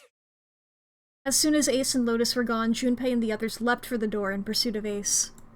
But as Junpei laid his hand upon the doorknob... God, stop collapsing constantly. Shut the fuck up. There was a noise behind him. He looked over his shoulder. Why are you two drawn like that? What happened in this art? What happened in this one? Did we get a different artist for this one? I have questions. Why is it horny? It's like, it'd be one thing if it was just her face like that. Why is his face suddenly in a different genre? And like, if this were the only problem with it, I wouldn't call it out because drawing hands is hard. Huge hand! Hey, June, what happened? I didn't narrate. June was kneeling on the floor, breathing heavily. Santa ran to June and wrapped his arm around her before she would collapse all the way. Jesus, you're burning up. Your fever's back. Are you okay? June's fever had returned, again for no apparent reason. Her eyes were watery and her eyelids drooped. Her breath came in dry, shallow gasps. I'm okay. Really, I'm fine. You should be worrying about Lotus. She was breathing hard now, and she could barely summon the strength to talk. But... Junpei was torn. He couldn't leave June alone in the state she was in. But every moment they waited, Ace was farther away, Lotus's life in his hands. What was Junpei supposed to do? June's eyes drifted to Junpei's. She managed to muster a weak smile. Jumpy, don't worry about me. Well, I'm not. In fact, let's see here. Santa, Seven, and Junpei. Damn it! Fuck! Alright. But chat, we're about to have 3 minutes of ads. If you need to go to the bathroom or grab a snack or get something to drink, now is gonna be the perfect time to do so. This is also your hourly self-care check-in, so remember to fix your posture, take your meds, save your files, unclench your jaw, charge your phone, feed your pets, do some stretches. Please take care of yourself. It's very important to do so. Make sure, you know, you're all good. I'm doing some stretches myself, so I don't know if I look a little weird. I'm doing my back, popping my spine. There we all go. What a CG to pause on, am I right? It's so horny, this art. Oh. Yeah, I feel like it's probably gonna be... Unless, like, the rest of this is so short, I feel like it's probably tomorrow, last stream, not today. But that's exciting. If my model looks weird, it's because I'm fully leaned out of camera to plug in my Nintendo Switch. There we go. God, I need to vacuum around my desk. It's so fucking... There's so many little thingies all around. I tried to vacuum it, like, a month or so ago, but it really did not do much. I need to fucking... It's so dirty. I need to clean it. Oh boy. What a game. I'm enjoying it. Don't get me wrong. But boy oh boy, what a fucking game that I'm playing, huh? I'm glad that I called it out immediately. The when it was Snake, the Snake 9 and Ace combination being the sorry. Because I was plugging in my Switch, I no longer needed to have my iPad on charge, and I was trying to put it away, and I just I'll be fine. and I just sort of bonked it on my desk really hard. I'm sorry about that noise. I had taken the charger out of my iPad, put it in my Switch, and I was like, okay, I can now move my iPad from the area I had when it was charging, which I did it in a bad way. I'm smart. And I know what I'm doing. You know? It's really... I'm still caught up on the whole... Can we go back to the Cradle Pharmaceuticals 9 years ago thing? Why were 16 kids kidnapped? Because, you know, 9. This game is so 9. There's so many 9s. Those numbers don't work. It's not even 18, which is 2 9s, you know? It's not like 9 and 9. You know? Like, if it was 18, I would accept it. I'd be like, funny, weird. Why 16? I'm still... Because I've just been thinking about, like, what the purpose of this shit was, or whatever the fuck. Can I also call out the fact that these two have been a lot more buddy-buddy lately? Maybe it's just a thing that I'm noticing more now that I called out, like, they have the same accent color, and they both have the bracelets on the outside of their clothes or whatever, you know? I'm just like, they've been hanging out a lot. And by that I mean, like, twice. But twice now, June has collapsed, and Santa has rushed towards her to make sure she's okay, which could just be Santa being a cool dude. But I'm fucking on to you. Maybe I just want him to be more plot relevant. I don't. It's just like everybody else has had a plot relevant moment. Except for him. And June. You know? Everybody else has had their big thing. You know? Ads are over. But it's like, 7 was the cop investigating this.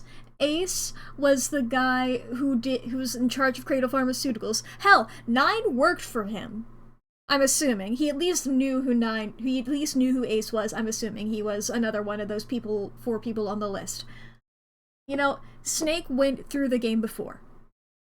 Lotus had kids who were in it. I guess Junpei is the main character. Santa and June have not had any relevance. And also Clover had the whole evil arc. She had her axe ending. These two... She just needs a little rest, she'll be fine. You remember? I just needed to rest a little bit last time. So please, please save Lotus. Think about what Ace has already done, Junpei. When he's got what he needs from Lotus, you really think he's just gonna let her walk away? Damn it. You guys go on ahead. Uh-huh. Why are you two hanging out? Soon as June starts feeling better, we'll follow you. Go! Like, is this anything? I feel like it might be something, but I don't... It's my instincts going, this is something, but I don't have any evidence for it. Junpei looked at June. She nodded once. She couldn't manage much more. But it was all the confirmation Junpei needed. His resolve was set. Real quick. Okay, so if it's 7 and Junpei and Lotus? God damn it. Alright, come on 7, we're going after Ace. Hell yeah! Well, I guess they can also use 7, Junpei, Lotus, and... 7, Junpei and Lotus, and then also Ace? Damn it. Santa, you take good care of June. I'm trusting you. Got it. Yeah. Santa nodded. Junpei turned before he had a chance to change his mind and started running toward the door. He could hear 7's heavy footsteps behind him. Let's go! Junpei and 7 exploded into the hallway, their feet pounding the metal floor as they ran.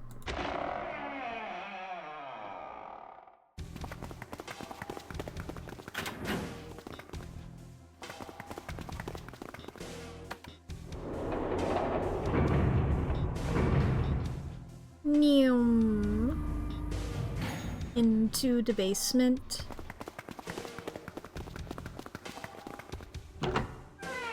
Open the door. Junpei and 7 had finally arrived at the church, exhausted and out of breath. As their lungs struggled to catch their breath, their eyes frantically scanned the room. Where are they? I don't see them. You think they already went through? He reached up to wipe a palmful of sweat from his brow.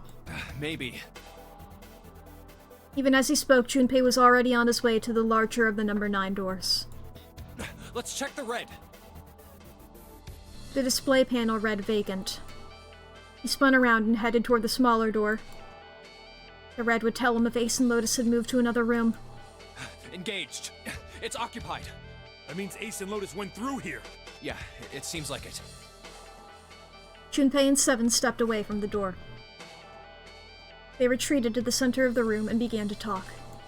What do we do now? Yeah, what should we do? Well, the big door is still vacant, but... The 2 of us can't do anything with it. Yeah, not even counting how our digital route isn't 9. Just then, as they were pondering what to do next...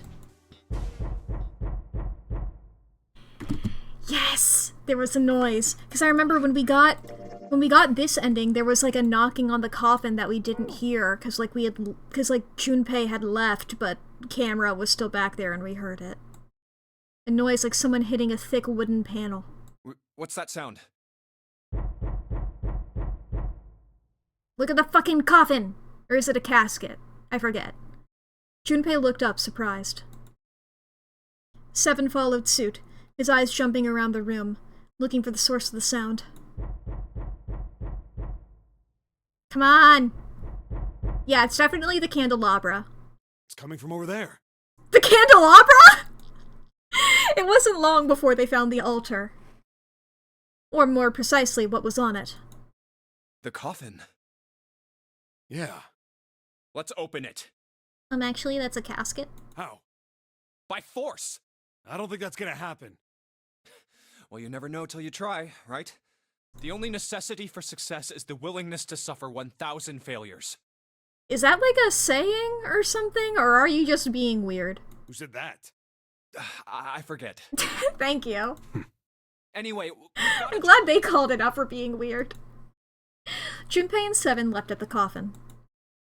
They grabbed a hold of what purchase they could find and pulled. Guys, there's a fucking panel. Damn it! See? Didn't I tell you? If you could just pull it open, why would it have something like that? Thank you. Seven pointed at a keypad on the side of the coffin. Right. So unless I put in the right passcode, it's not gonna open. If we put in the wrong one, then a big sword comes out and it shoots through the fucking casket. And then, like, every time you get another one wrong, a bunch of swords keep stabbing it, like that magician's act where, like, they stab the box and then they open it up and they're completely fine. The noise hadn't stopped. In fact, as it continued, it had only gotten louder and more forceful. Are they, is whoever's knocking, is it the code? What were they supposed to do, Junpei wondered. Was there some sort of clue somewhere? 1, 2, 3, 4, 5. They stood there for a few moments, staring at the coffin. Then Seven spoke. Hey, Junpei. I remember you mumbling about some weird numbers over by the bathroom in the first-class cabin. You got those numbers by solving the secret message Clover was holding, right? Truth had gone, or something like that. Yeah? Yeah, that's right. What about it? Well, maybe that number's the passcode for this thing, too. Might as well try it. Come on, that's impossible. Those numbers were the code to unlock that safe. Junpei, what fucking other ideas do you have? Yeah, but the person who set up that safe in this coffin is the same person, right? Zero set up both of these. Okay, 7, 0 set up everything here. Yeah, probably. Well, then they might have set the same passcode for both of them. That's ridiculous. Why don't you just try it? I mean, it's not like you'll make things any worse. It'd just be a waste of time. There's no way they're the same number. Junpei! You're wasting more time arguing this. Might as well just beep, beep, beep, beep, beep. Shut the fuck up, Junpei. Just go ahead and do it. It's not... You're not gonna input it and then a fucking Indiana Jones huge boulder descends from the ceiling and crushes you. How do you know that? You never know until you try. Thank you. The only necessity for success is the willingness to suffer 1,000 failures. Turn it in against you, bitch. Who said that? You. That's funny. Fine. He knelt down in front of the keypad and looked at it. Perhaps because he'd repeated them so many times before, the numbers came easily to Junpei's mind. 1438 3421. Quickly, he typed them in. 383421. He checked that he entered the right numbers, took a deep breath, and pressed the E button. It only took a moment. What? You gotta be kidding me. There was a click. And with a heavy clunk, the lid of the coffin slid off onto the floor. Someone sat up from inside.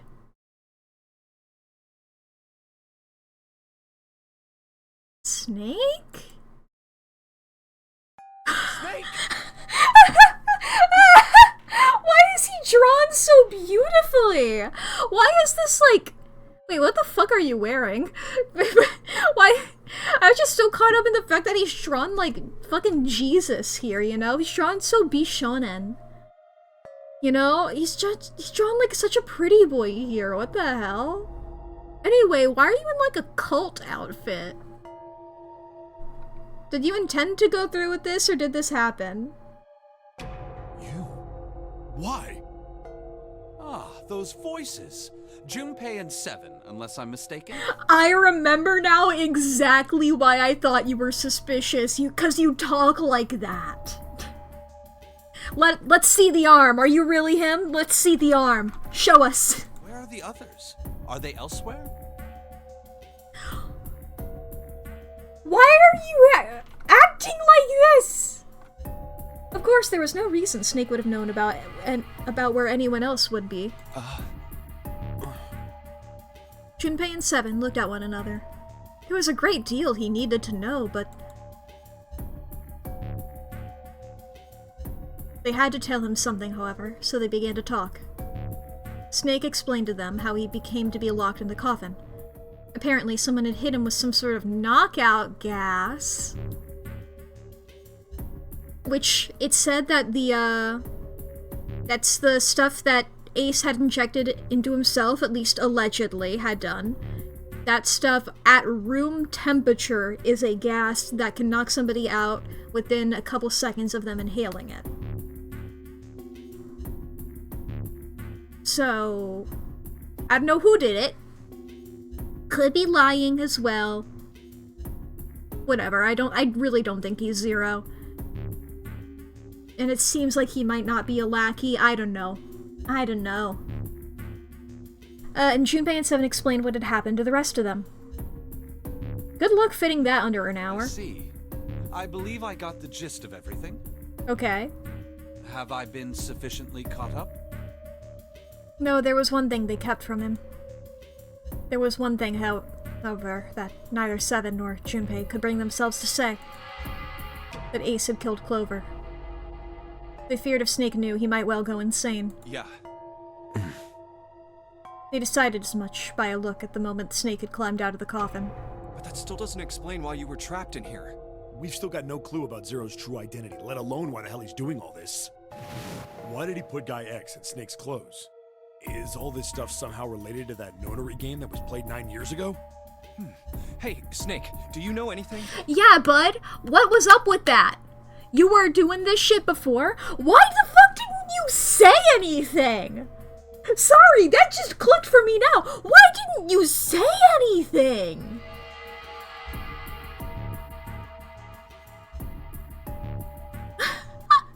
Junpei put the question to Snake. His answer was less than illuminating. You've been thinking that since the reveal? I've had a million other thoughts running around my head. It's inevitable for a couple to slip through the cracks. What are you talking about? I apologize, but I have no idea what you're saying. 'Cause I was like, if he is Zero, you know? Then obviously he's not gonna say shit. If he's working with Zero, that's more reason for him to not say shit. If he's not, why the fuck did he not say anything? It seemed as though Snake was, perhaps, not being entirely honest, but that knowledge did Junpei and Seven little good. Oh, come on, just tell us if you know. I don't know what to tell you. How can I know something I don't? No matter how many times they asked, he insisted that he knew nothing. It was becoming clear that Snake wouldn't give in, and every second they spent asking him was a second wasted. This is bad. We're running out of time. We need to go after Ace. However, they stood in silence, the overpowering atmosphere of the chapel almost stifling. Junpei, Seven, and Snake simply stood, at a loss for what they should do next. What do we do now? He glanced over at Snake's wrist. Sure enough, he could see the 2 on the bracelet on Snake's wrist. Okay, so there is still another one of these. They didn't take it off of Snake and put it on the other guy. Which I guess, you know, you can't take it off unless they're dead. Real quick. God.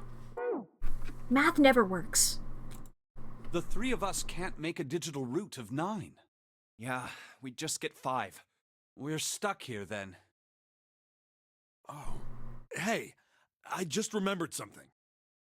Seven began patting his pockets, as if he were checking to see if any of them held anything. What? What is it? I found something earlier. What did you find? This. He finally found the pocket he wanted, and his hand dove into it. He pulled out something round and metal. A bracelet. There was no mistaking the number glowing at them from the face like a cartoon eye. 0. Zero's bracelet. What did you say? Are you saying that 7 has the number 0 bracelet? Yeah. Where did you get that? Snake's question was innocent enough, but if he learned the truth, if he'd been able to see, he would have noticed Seven look away. Clover gave it to me. She did? Yeah. How did she come by it? Well, she found it. See, on the other side of door 1, A deck, in the captain's quarters. She asked me to hold on to it because it was too big and bulky for her to be lugging around. He's lying. Yeah, you found that on her dead body, didn't ya? Junpei could tell right away that Seven wasn't telling the truth. He even told us earlier. I haven't actually looked at it yet. Didn't want to disturb the crime scene, you know? Basic stuff. Well, I did borrow one thing. Yeah? He probably said that so Snake doesn't find out about Clover. Guys, you know, he's gonna find out. Go ahead and say it. If you guys don't want to say that Ace killed her, then you can just be like, she died a different way. She died, we don't know how, whatever. Fucking tell him. Alright, Junpei. Been nice knowing you. Wait, what? Come on, man, I'm just kidding. Still, just in case, I want to make sure the Zero bracelet gets picked up by the Red. Snake, give me a hand, alright? Well, I mean, Snake and Junpei and Seven and Santa and June. Still a 5. So yeah, we wouldn't... Putting in the 0 won't fuck us over, you know? Because somebody has to get left behind. I don't know the fucking...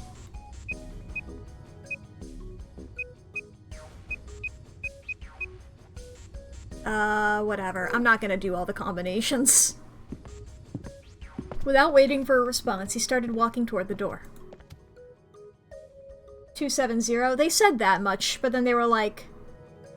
They're like, we can do this by ourselves, and we're like, whoa, no! And then he was just like, I'm just joking. I'm just joshing. 360. Santa and Clover, yeah. Yeah, we had called that one out before. Santa and... Not Santa and Clover. What am I fucking talking about? Santa and June. God, why am I getting all of the women confused? Trying to figure it out, yeah. I'm like, yeah, right, that's why I initially was like, Santa and June. I was like, why was that a thing that I was thinking? I was trying to remember why. I'm just remembering my instincts and not my reasons. Before long, they found themselves in front of the larger of the 2 doors. Seven and Snakes put their palms on the red. Okay, this leaves us with... Guys, I think this is the only... Especially if you guys do this... Well, I guess you guys can pull the thing and then it'll reset. Cause, I was gonna be like, Cause if we have 2 and 7. That makes it 9.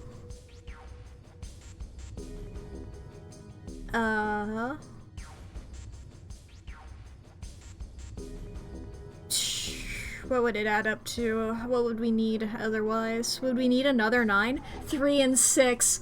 Junpei.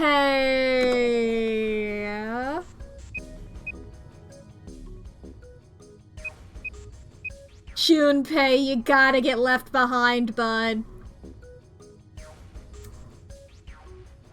Oh. Oh, we got a casket. We don't worry about it. We got the funeral all planned out. Just go ahead. Get on in, bud. Once they done that, Seven put the number 0 bracelet on the scanner panel as well. 3 asterisks appeared on the screen. Now they just needed to pull the lever and the door would open. Huh? Why isn't it opening?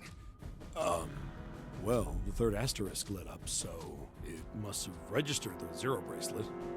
Maybe it isn't actually 0. Huh? Ooh. What? That bracelet may not actually produce the number 0 when scanned. That's a good... That is what I'm saying. Good theory. Maybe it's 10? Would that change it? Yeah, it would. It would make the digital root 1. Why don't we try a few different combinations? Perhaps we can determine what number that bracelet actually contains. Oh, got it! Junpei nodded. They decided to use the following combination. If it is 10, then 5 plus 2 plus 10. That would be 8, I think? 5 plus 7 plus 10. I'm just gonna go ahead and do it like this so I don't have to think. 4. All of us combined? Snake and 7 and Junpei and 10. 6. Let me double check the one that I did before, Snake and Junpei and the bracelet.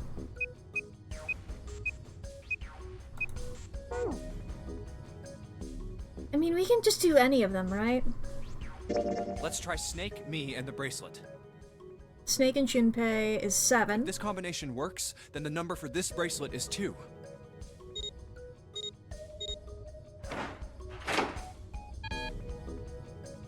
The door didn't open.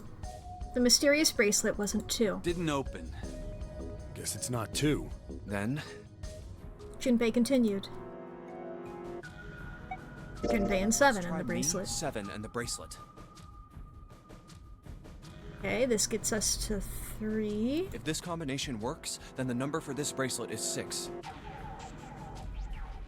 I hope it's 6.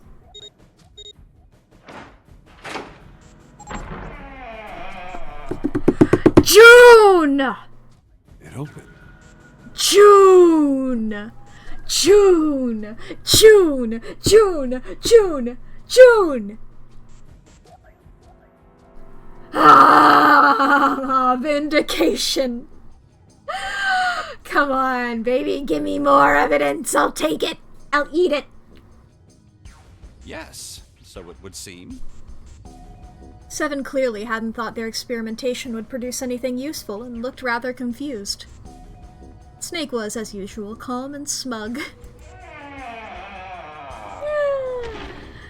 The door slid closed.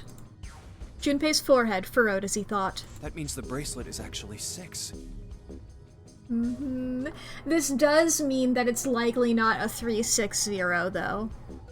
Okay, Santa. You're still on the hook, but you're less on the hook than you were before. But how is that possible? The display on the bracelet clearly shows a 0. Suddenly, from somewhere far beneath them, they heard the creak and groan of tearing metal. With it came the sound of water pouring into parts of the ship that had, until recently, been dry. Oh man, that's not good. I guess our time's just about up, huh? At any rate, we know now that the door can be opened. Let's go! But, Snake, are you sure? Yeah. You know that only Junpei and I can go through this way. You needn't worry. I have a solution to this problem. And what's that? My last resort. But if now is not the time for last resorts, then when? Last? Cut my life into pieces. This is my... Is it because your fucking arm... The bracelet's on your prosthetic arm? Are you just gonna take off your arm?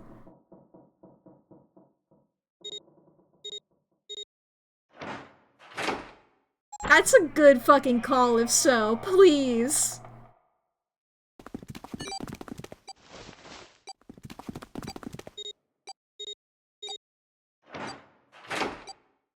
Please cut to show us. We don't even get to hear what this room or anything of it is like, or... Junpei, 7, and Snake ran full tilt down a long, straight hallway. They were headed for the stern of the ship and had no time for distractions. As they ran, 7 spoke. Gotta admit, you really surprised me there, kid. I couldn't figure out how the hell you were gonna get out of that one. How come you didn't do that right off the bat? As I told you, it was a last resort. Prosthetics are expensive, man. Had I used it at the beginning of the game, I would have come under a great deal of suspicion. I imagine that most people would have taken it to mean that I was Zero. Once they'd convinced themselves of that, I wasn't optimistic about my chances of making it out of here alive, let alone unscathed. Can we just still take a moment to appreciate the fact that Zero I don't believe Snake is Zero anymore. And the chances of him being a lackey are dwindling. This means, assuming everything he said is true, he got knocked out. Zero or a lackey or whoever undressed him and put him in this fucking weird cult outfit and then put him into a little coffin. For why? For the drama of it, bitch! Who knows? Zero fucking either did it intentionally or didn't know. How did you not notice? I feel like, once again, I still think Zero, you know, still thinking that Zero is June. And still being that, June is, Zero being June, Zero being one of the people who went through the experiment, Zero not being Snake. Theory of Zero being June. If her, then Snake also went through this, she might have like a sympathy for it, or something like that. Or it's like, you know, I want this guy to also be able to get out here. He's not a part of the schemes, you know? She's just like, I needed a 9th person, and I already had his sibling in here. You know? Might as well be like, okay, let's put it on the left arm just in case he needs to get out of there. I felt it best to play my cards close to the chest, as it were. A forced survivor, yeah. That way, if I were in a situation where there was nothing else I could do, The producer's favorite. I'd have a little trick up my sleeve. Fucking, where's my fucking... I'd just take my bracelet off. Snake's plan had been simple but effective. He'd simply removed his bracelet. How? To Junpei, it looked like he'd simply crushed the bones of his hand until they were small enough to fit through the wristband. Of course, that would have been practically impossible, so... How had he done it? My brother's left arm is, it's not like a normal person's arm. It's fake. It's not a real arm. Okay, wait.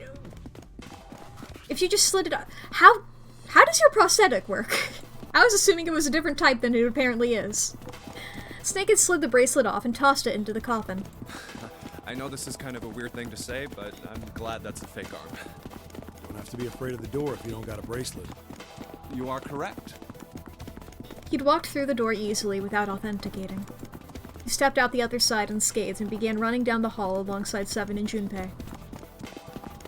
They kept running for a while longer, and eventually came upon a set of stairs leading downward onto the right side of the hallway. Maybe they didn't want to redraw his sprites, yeah. They stopped and peered down the staircase. I think these stairs connect to the bottom deck. Doesn't look like it's underwater.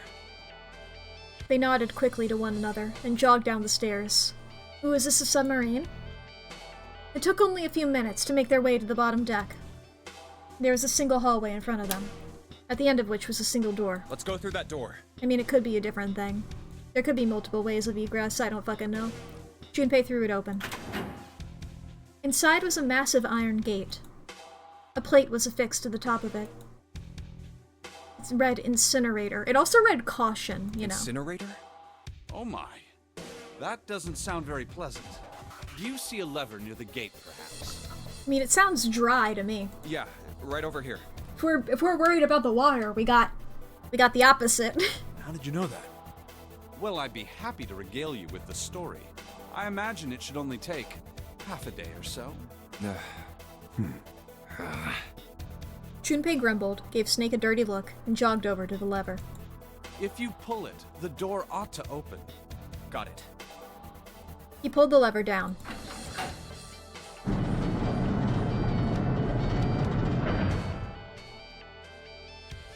With the rumble of an ancient motor, the door opened. There was no need to hold back and no time to hesitate. They pushed their way inside. Standing in front of them were Ace and Lotus. It's the same fucking drawing! Which I know, like, obviously, yes, reuse it. You don't have to redraw this. It's just really funny to imagine they've not moved once. Like, their upper bodies have not moved at all. They've been like this the entire time. Ace still held the revolver in his hand. It was still pressed hard against Lotus's temple. A small dark bruise had begun to form near the tip. Even from several yards away, Junpei could see that Lotus was shaking. She was terrified. But perhaps more interesting was what Junpei saw behind them. 9. Another number 9 door. What? Why? Why is there another one? The door stopped Junpei in his tracks. It simply shouldn't have been there. As his brain finally began to consider why, the whine of a warning klaxon filled the air, drowning out any thought. Warning. Warning. Emergency incineration command has been acknowledged. Let's get out of here. Incineration will take place in 9 minutes. Of course it's 9! It's always 9! Please evacuate the incinerator immediately. Oh my, how exciting. Okay, bitch. You've run quite a show here, Zero. A terrifying smile twisted Ace's face. What's the matter? Too frightened to understand? Here, let me explain. It's said that the incineration system is about to activate. In 9 minutes, this room will be engulfed in flame. Who are you? Right, yeah. You don't recognize me? I'm hurt. It's me, Snake. Snake? Oh yes, you are alive. Oh yeah, you are alive. I'm afraid your bizarre style had me confused. Don't worry about it. Quite glad to see that you're alive. Ace's voice didn't change. Snake ground his teeth. If you don't mind my asking, how did you get here? Snake, Junpei 7. The 3 of you couldn't have opened a door with a 9. Did you use Clover's bracelet, perhaps? What? Yeah, that would have worked. Well, your reaction suggests that you did not. Hold on. Why did you think we'd have Clover's bracelet? Junpei felt his chest tighten. This is why you should have said it beforehand! Oh, they haven't told you? Told me what? Clearly not. Normally I would take some time and enjoy the moment. But I'm afraid my time is at a premium just now. Fuck you, me and normally I would take some time and enjoy the moment. Have you done this shit before? Like, I get that you were like an evil pharmaceutical executive or whatever, you know, you did the whole notary game the first time. You, like, at least there's like some degrees of separation. I guess you were, like, ready to jump to murder earlier, so I guess it shouldn't surprise me that, like, you've murdered somebody before, but typically, you know, I'm thinking like a John Kramer or whatever, you know, they're like, there's a level of separation between them and the actual killing that they can use to clear their conscience or whatever. I really thought it'd be something like that until recently, but normally I would take some time and enjoy the moment. You've done this before, alright. I'll have to make this quick. Clover. Don't do it, Ace! Keep your goddamn mouth shut! Clover. I said stop it! Just keep the sentence going, to stop restarting it. Don't listen to him, Snake. Junpei could feel his voice going hoarse, but Snake didn't listen to him. What happened to Clover? Ace looked at him. The corner of his mouth curled into the hook of a cruel smile. Clover died. The color left Snake's face. He shook his head weakly. That's not true. That's impossible. Every single time they say the exact same thing as Luke Skywalker. Every single time, no, that's not true, that's impossible. They say the exact same shit as when fucking I Am Your Father happened. That's the 3rd time this has happened!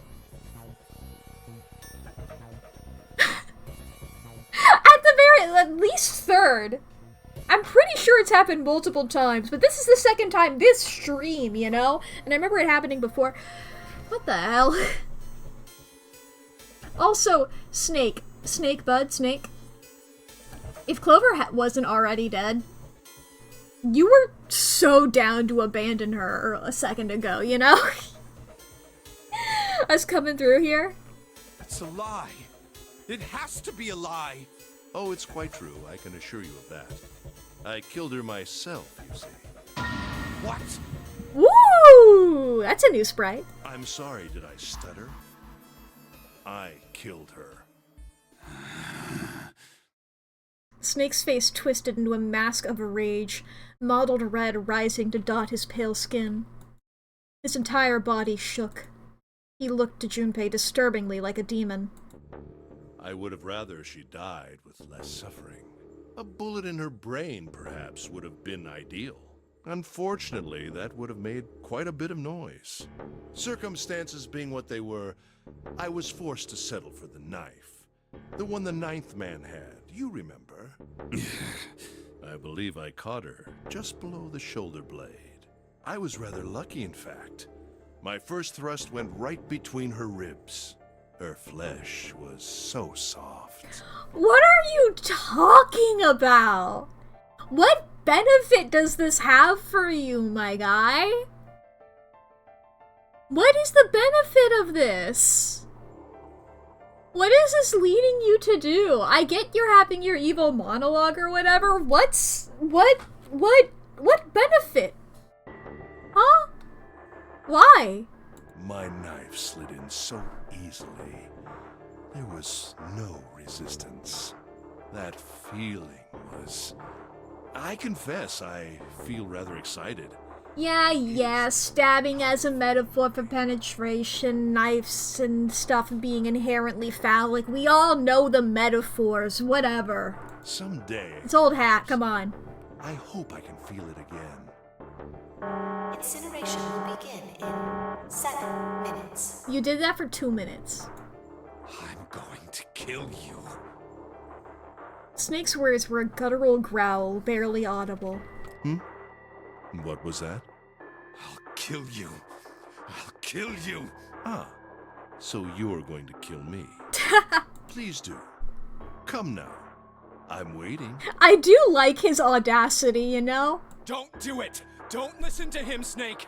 Stop it, kid. He's screwing with your head. Is there a problem? What are you waiting for, boy? I feel so bad for Lotus, who's just being forced to just stand here this entire time, gun to her head, can't say shit, dressed like that. Like, she's just a piece of set dressing right now. Don't you want me to send you to join your sister?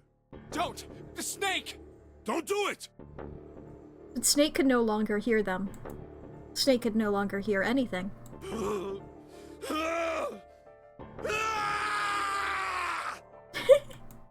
Snake moved like a bolt of lightning. His scream echoed through the incineration chamber, full of rage and despair. Snake! Snake! Snake! Well, the gun works. Ooh! Lotus isn't there. Either they forgot to draw her, or she got away.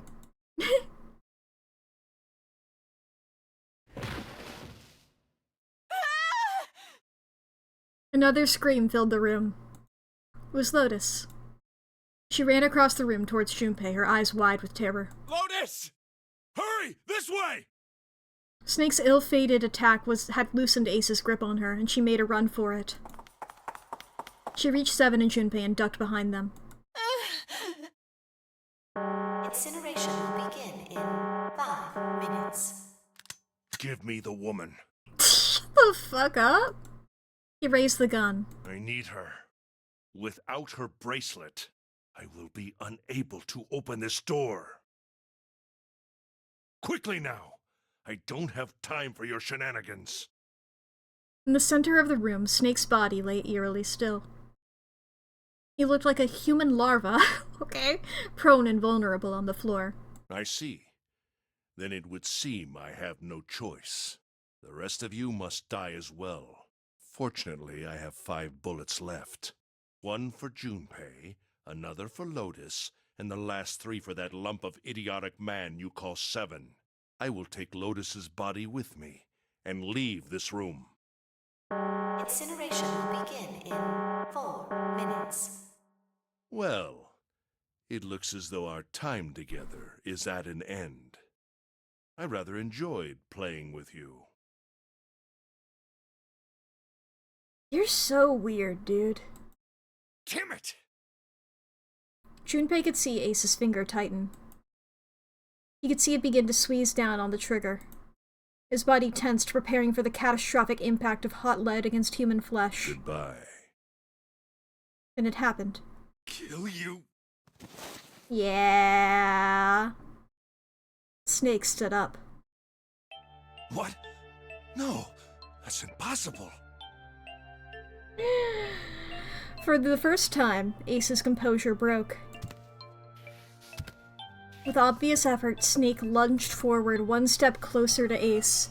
So either this is like adrenaline or some shit like that, or this is... Remember how that one guy was walking around zombie-like? I'm gonna break out zombie, I think, for this. You know, this could be the way that they were quote-unquote controlling people from the experiment. You know? They could have, like, put some shit in them that's like, when they're dead, they can be controlled like a fucking robot or a zombie or I don't know. Who knows? Think it's Control 2? Yeah. He's stanced up similarly to the one guy was. Then another. He looked for all the world like a zombie. I'll kill you. I'll kill you. His voice was the mournful wailing of the undead. Stay away from me. Get back. Stop. If you come any closer, I'll... Get away from me. You know, use another bullet, dude. Little by little, Ace was retreating. Snake didn't stop. He continued his stiff, inexorable approach. His eyes twin pools of pure fury. Listen to me. I said don't come any closer. Shit. You bastard.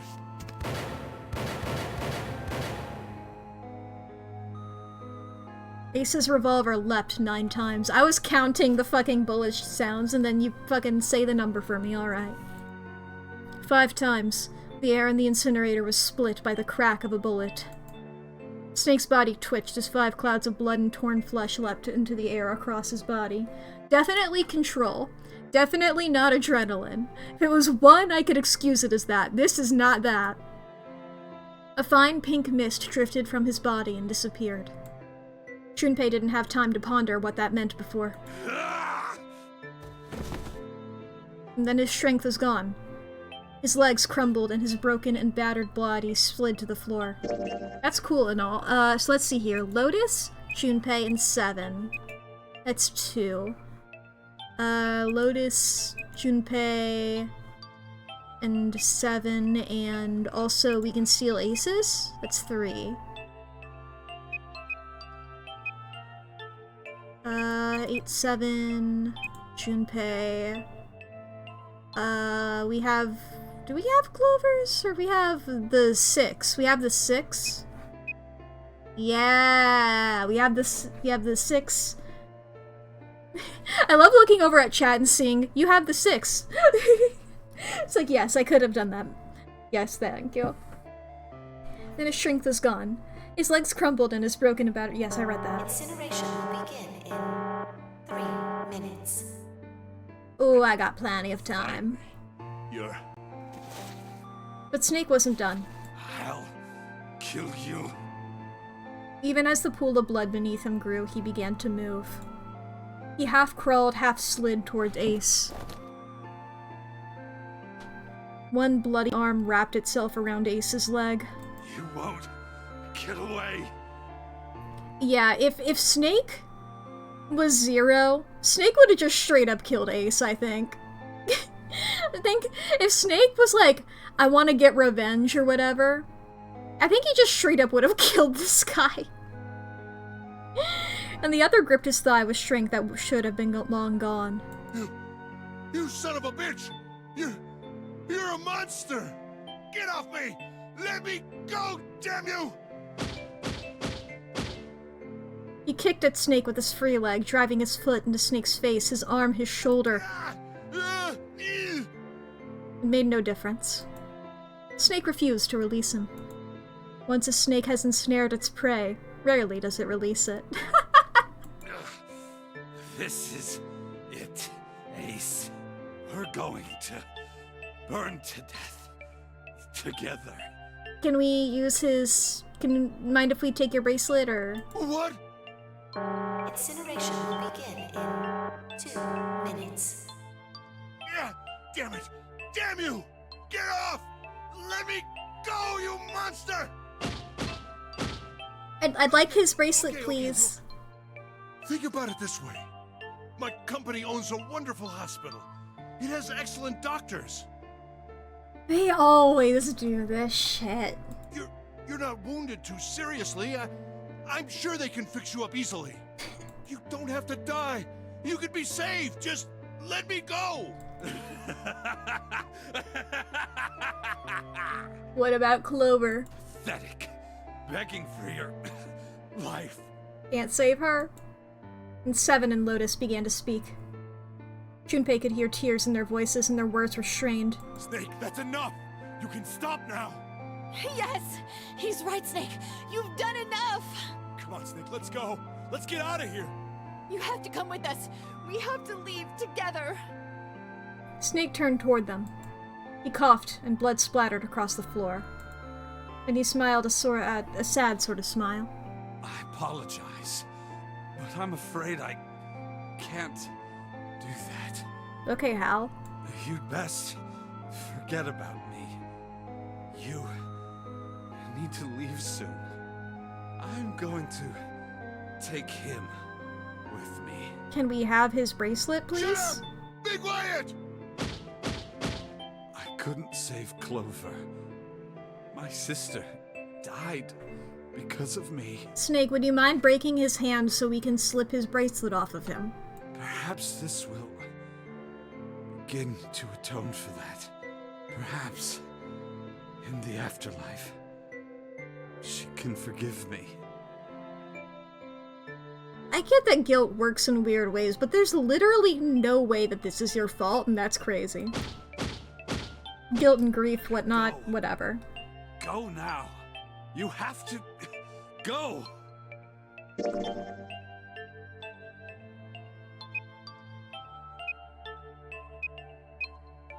Literally how?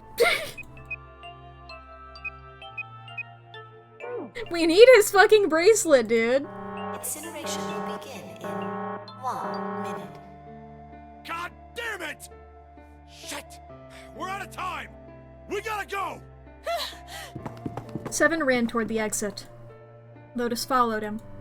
But Junpei couldn't move. There were white lines down Snake's cheeks where his tears had washed the blood away. He was broken, body and soul, and Junpei felt as though half his own heart had been torn out. His eyes stung, and he tried desperately to swallow the lump in his throat. Junpei, what are you doing? You have to get out of here now! Junpei's chest tightened, pulled taut by anger, misery, and a cold feeling of emptiness. Pure emotion surged through his heart alongside the torrent of blood.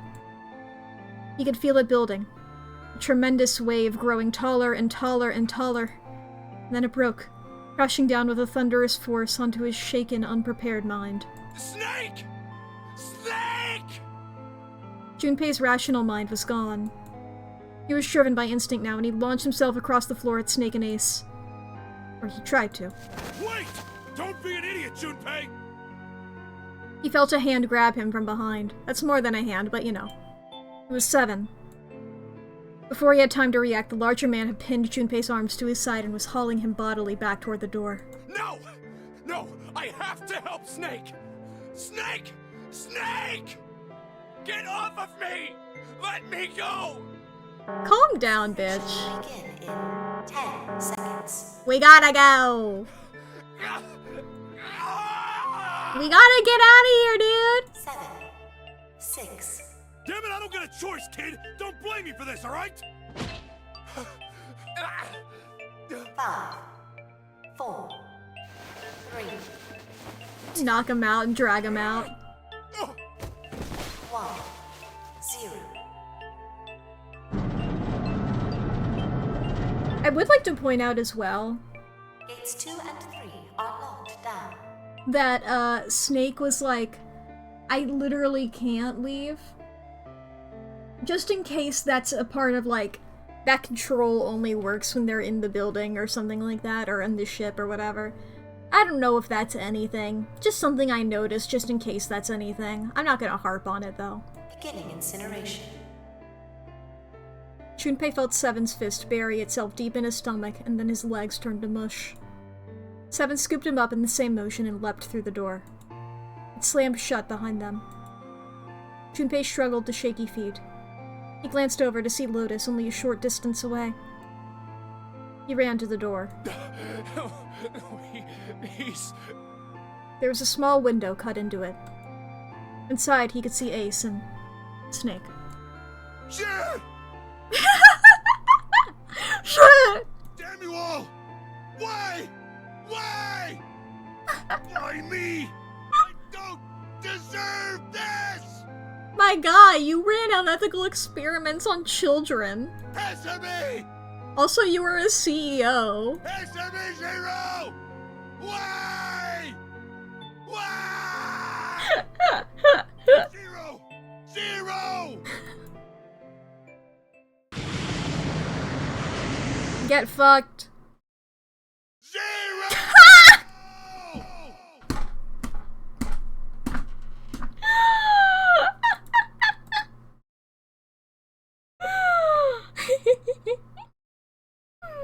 Wow. He didn't know how much time had passed. He didn't know how long he stood there, in front of the incinerator.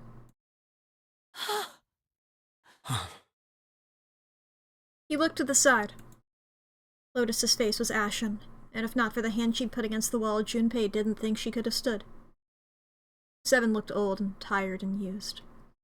His eyes stared at the floor, seeing nothing. Junpei said nothing. He simply began to walk toward the open door, in the hallway they'd come down earlier. Hey, wait! Junpei! Junpei, where are you going? He blinked when their voices broke the silence. He stopped. You stay here. I'll go get Santa and June. You're gonna bring them here? 1, 2, 3, 4, 5. Well, that's not gonna work, bud. Is it? Well, I mean, because, like, if it's June in Santa and then 7 Junpei and Lotus. Unless, you know, you want to leave yourself out. I mean, you could also grab the 2 bracelet from before. How? Don't worry about that. Just stay here and wait, alright? He began to walk again. Yeah, don't follow us. He looked over his shoulder and watched Seven and Lotus grow smaller and smaller. They stared back, not moving. He wasn't sure if they could. He turned around again. He knew where he was going. I saw an elevator on the way here. If I can get it to work, then maybe... Before long, Junpei found himself in front of the elevator. Next to the door was a button with a triangle on it. Please work. He pushed it and the door opened. So the water was still, like, doing shit, though, when we left.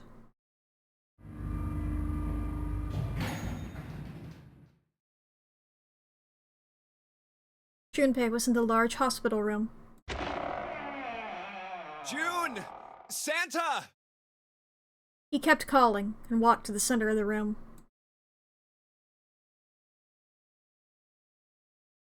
But try as he might, he couldn't find them. I wonder why. Damn it. They're like, great, we can go back to us being evil behind the scenes. Nobody's gonna come back for us. Where did they go? Increasingly frustrated and increasingly worried, Junpei left the large hospital room. He had no choice. He would have to look for them. Junpei's heart was heavy. He couldn't shake the feeling, but there was a part of him that felt it would be wrong to, even if he could. We're gonna go slightly long today, chat. I feel like we're nearly at the end of this ending. With every step he took, he felt his legs more and more like lead. his legs felt more and more like leg. Leg? His legs felt like legs. Big if true.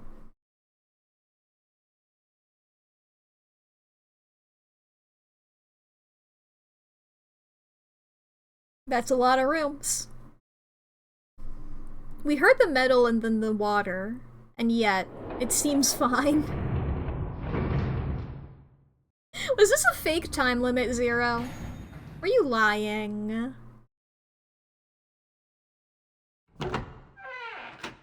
This one gets an animation.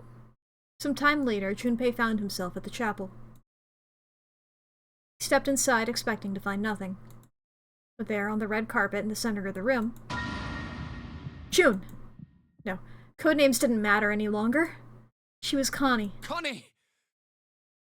Junpei cried her name and ran. Like lightning, he ran across the room toward her. Connie! He stumbled to a stop. As he looked down at her body lying so still on the floor, he felt the icy grip of fear upon his heart. She was still. So very still. No. It can't be. It's impossible. Slowly, Junpei bent down toward her. His hand shook, and he felt very cold and very hot at the same time. He forced himself to look. Her back. Her back was moving. Slowly, it rose and fell. Relief washed over him. Oh, Connie! Junpei reached down and gently, very gently, lifted her up. Okay, John Kramer. Connie, are you alright? Jumpy? Her face was pale and her lips were dry and cracked. Her eyes were blank and cloudy. They stared straight at Junpei, but saw nothing. Trembling, Junpei wrapped his arm around her back. She was cold. Very cold. Yeah, why is this later dart so different? It's just this route. Junpei tried to convince himself that it was only his imagination, but she felt as though she were fading away. He could feel his heart pounding frantically in his chest. Oh man. Connie, what the hell happened to you? You feel... Jumpy, I'm sorry. Her voice was very faint. I might not make it. This is the second time she's died tragically in our arms, and both times it feels like so fake. No way, I am going to let you die. I am going to save you, I promise. Thank you, Jumpy. Thank you so much for everything. I was really happy to see you again, Jumpy. It's so... Really happy. It's like, fuck, he's looking for me out there. I gotta get out there and I gotta do a tragic death in his arms, I suppose, so he'll stop. Don't give me that I was crap. You're gonna see me again lots more times. You just gotta hang on, alright, Connie? Jumpy, did you know you meant a lot to me when we were kids? I've liked you for a long time, Junpei. A really long time. Shut the fuck up!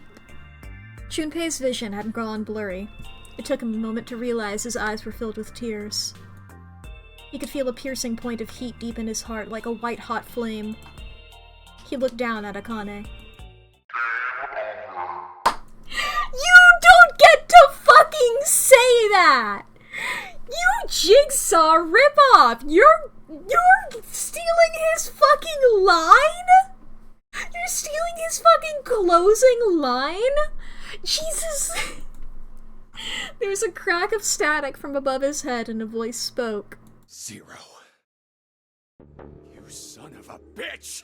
Where are you hiding? Junpei frantically scanned the ceiling for the source of the voice.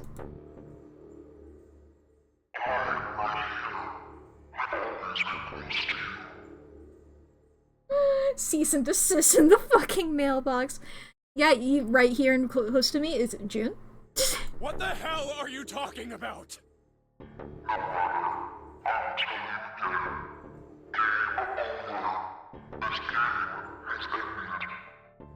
No. No, it hasn't. I'm not gonna let it end yet.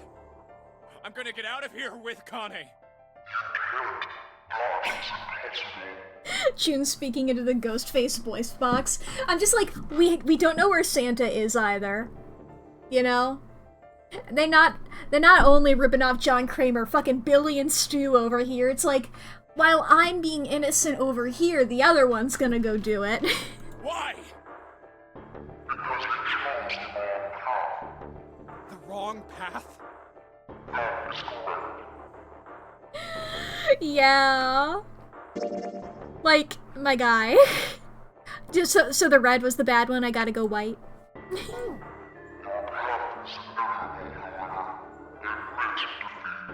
John Kramer as like, oh, I know what people are gonna choose. The Hedgehog? Yagami? Yagami? The Hedgehog? What are you talking about?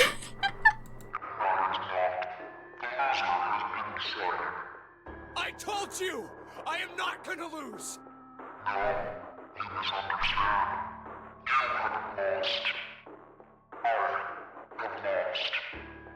Okay. What? Junpei didn't have time to ponder what that meant before he heard the door slam shut behind him. He spun around. There was no one there. Was it Zero? Connie, wait here. I'll be right back, I promise. She managed a single nod.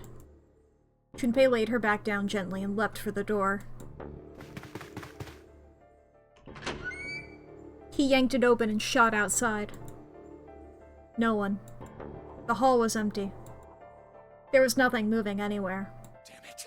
Where are you? It doesn't matter. I need to get Connie out first. He didn't want to leave Connie alone any longer than he had to, so Junpei turned around and headed back to the chapel. She couldn't wait for 5 fucking seconds before running away. Like, great, he's not looking at me, I gotta get out of there. Connie! She wasn't there. She wasn't anywhere. She'd been lying there, on the floor, just moments before. Now she was gone. Oh god. No. No. Where is she? Connie. Connie! Connie! Connie! You dramatic bitch. His cry split the heavens themselves. So was the narration. He screamed until his voice gave out. And he screamed some more. But there was nothing. No answer. His voice faded away and all that remained was cold, unfeeling silence. That was when he noticed it. Huh? The water? Strange smell. One he didn't smell before. Oh no, it's the knockout gas. Right, yeah! Zero did that to everybody at the beginning as well. And Santa knew about it. Santa knew about the knockout gas and explained what it was, and this game started by us getting knocked out. Thought they could hide that from us by putting it near the beginning so we'd forget about it. Well, guess what, fucker? I remembered it now that it's obvious. But you know... Wait. This is... white smoke. 9 seconds later. 9 seconds, Jesus Christ. Junpei's mind winked out. And then we wake up back at the ship again, and it's a fucking time loop. Wait. Okay, now that's just credits, okay. Well, I mean, it's not technically wrong to say time loop. Because this ending does lead perfectly into, the beginning, I think.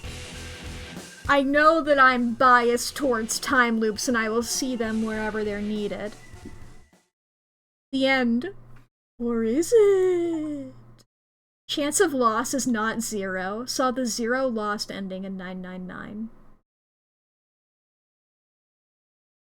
Seek a way out, seek a door that carries a 9. Titanic. Is this a dead body? What the hell is this? Sorry, 1 second, I have to click off to hit the snooze button on the ads. Now it is time. Let the game begin. Yes, I would love to save. Ah, it's the safe. The image is the safe. Oh, look at that. Oh, isn't that lovely? Alright. That's the intro cutscene again. I gotta click on through it. Let me get to a place where I can go to the fucking menu. Let me out. Oh boy.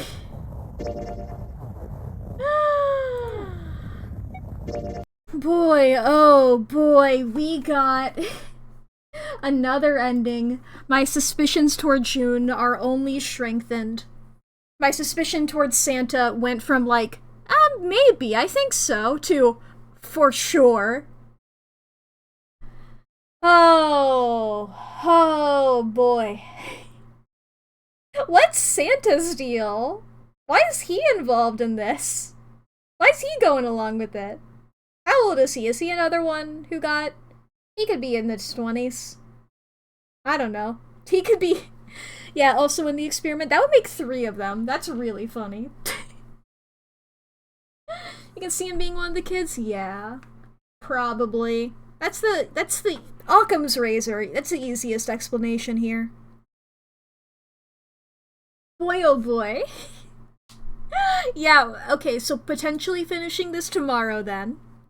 I know, we spent all of today on that one ending. But oh boy. Oh boy. Who knows? Let's see who we can raid then, shall we? Jesus Christ. I feel like we got so much... So many of my theories were correct and I feel so powerful, you know? I feel so powerful. Let's see here. I rated you recently.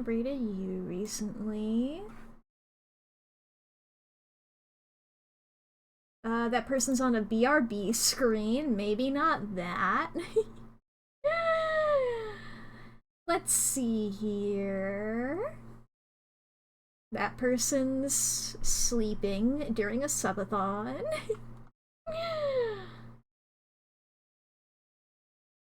Well, you know what? We'll just go with Emery Matsushita. Hell yeah. He's playing Final Fantasy. 1 second, I have to count Roman numerals. 16? XVI? Is that 16, right? It's not intuitive for me. I have to take a moment to double check it every time. Oh boy, what a time today, chat. I have thoroughly enjoyed this stream. I went on an emotional roller coaster. I'm delighted. Junpei was so... really good Junpei moments this stream. Especially him doing that whole, like, fucking calling Ace out bit. Beautiful. I do love how overdramatic he was at the end there as well. Oh, it's so delightful. Alright, chat. Thank you guys for watching. I will see you all tomorrow for more 999, potentially the last 999 stream. Who knows, maybe we will get 999 streams. But thank you all! I've had a delightful time. Yeah. I don't know what else to say. Go raid Emery. Have fun with the final... There's a fucking wolf! I looked over at what's happening in the Final Fantasies. There's like a cool wolf dude. Hell yeah. Go raid. Go look at the wolf.